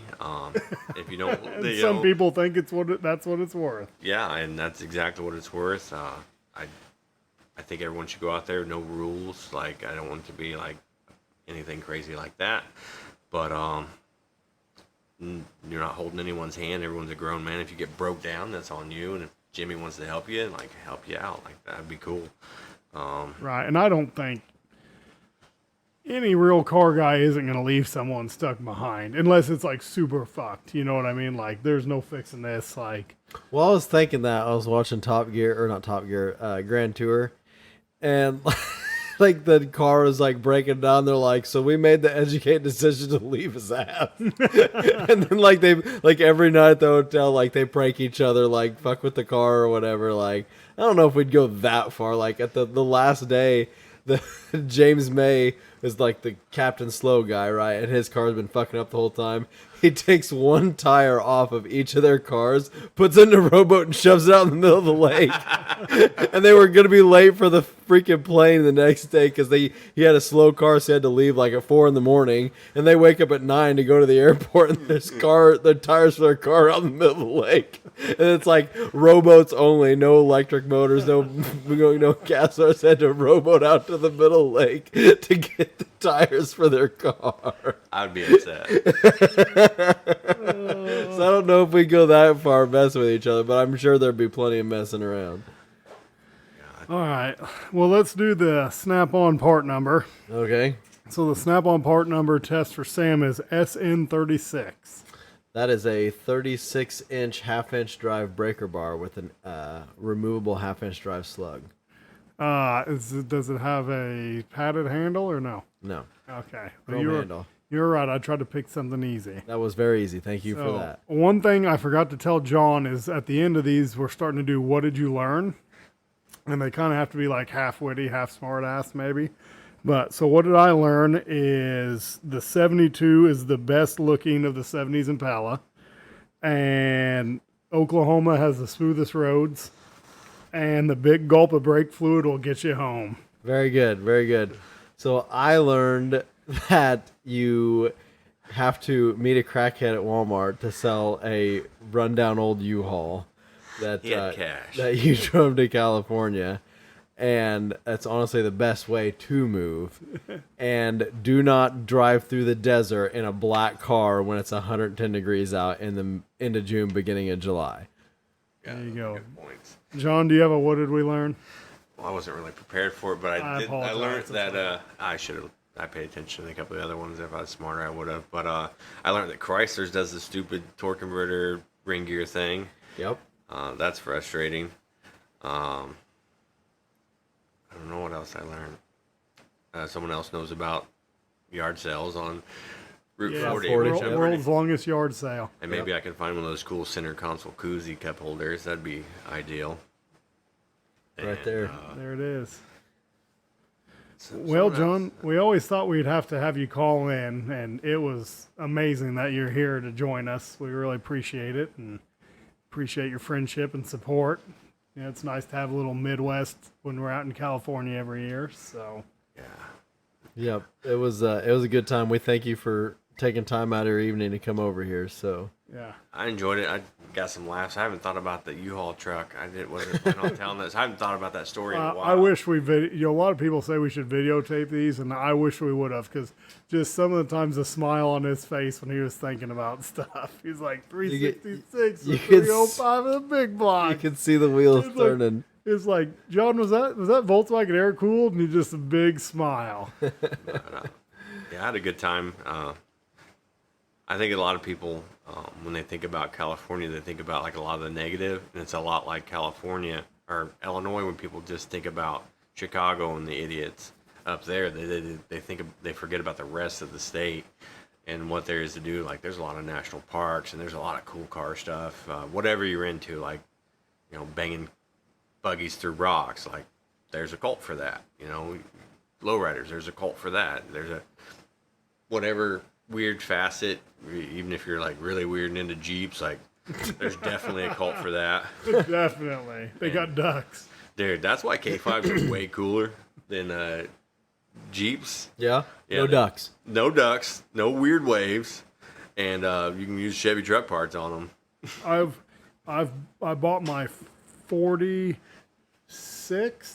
or 47th vehicle today, and the only one I've ever regret selling was a K5 Blazer. No, it wasn't a K5, it was an M1009, actually. Technically. Technically. Yeah. That was what my black Blazer was. Okay. We put a 5.3 in it, and I went through the smog checkpoint, and they let me go because it's a diesel, but it had a cam in it. And I'm like, all right. They gave my paperwork back, and I'm like, because I pulled in there, like idling, let it slide in. And they're like, oh, we're just doing a smog check on the side of the road. I'm like, Jesus, I didn't know that was a thing. Because it had diesel plates on it. And you're not supposed to swap engines in California. That's the weird thing about it. But you got diesel title, you're good. And he's like, all right, have a good day. And I fired up. It was like 3 o'clock in the morning. I was on the way to the fishing tournament. Blah, blah, blah, blah, blah, blah, blah. And then, like, the guys looking at me like, Yeah. That's a rowdy old 6.2. This thing's non-turbo, guys. Give me a break. Indirect injected. Yep. All right. Well, how deep are we into this? 2 hours, 38 minutes. Wow, they're getting way longer. Yep. But I appreciate you guys having me. I had a good time. It was awesome. Yeah. We need to do a Route 66 trip. That's gonna happen next year. Put it on the calendar. I say we do it. We need to get some logistics. Get your recap posted on the page. I'll post a link to it. I'll post a link to the page in the show notes, and hopefully get some other interested parties in this. And We can invite Captain Chet to give everybody. yes, Captain. This is the official call out to Captain Chet. I would like to A, meet you, and then B, go on a road trip across the United States with you. Okay. Captain Chet lives 40 minutes from us at all times, so maybe we can Go meet him. Yeah, is he allowed to drive in Illinois now, or? I believe so. I think they got it sorted out. They've laxed that a little bit on that. I honestly thought about my cousin Austin. He's a listener, and he's got a limousine. I was honestly thinking about getting his limousine and going and getting John to do this podcast. Why didn't we? Yeah. I had like a whole hour and a half to kill after work. I could have totally done it. Yeah, Austin would have totally let us do that. Is it like a Hummer limousine? Or No, it's just like a Lincoln or whatever. like ratty a little bit in the back? I don't know. I think it's decent. I mean, it's never from mind. probably the 90s, but If it was like ratty with like missing hubcap and a KO fender, like I'd be into it. can we weld something on top of this and race it? Easy, John. I considered it. So, Bailey Zimmerman was recording a music video, and somebody local, someone's going to ride in and tell me who it was, has a limousine, and knew a guy who knew Bailey, and Bailey was like, get it over here for this music video shoot, and they jumped it into a pond for this music video shoot. So, Nice. I'm into it. yeah. Hoonigans, we went and jumped that Crown Vic that I race. Nice. On that YouTube thing, they sent us up there, and I went and launched that thing in that stupid ramp. All right. God bless it. All right, we'll see you guys later. Yep. Thanks for riding along with us, and get a hold of us at askshortstorylong.com or askshortstorylong@gmail.com or on Facebook. So thanks for riding along with us, guys, and we'll see you on the next one.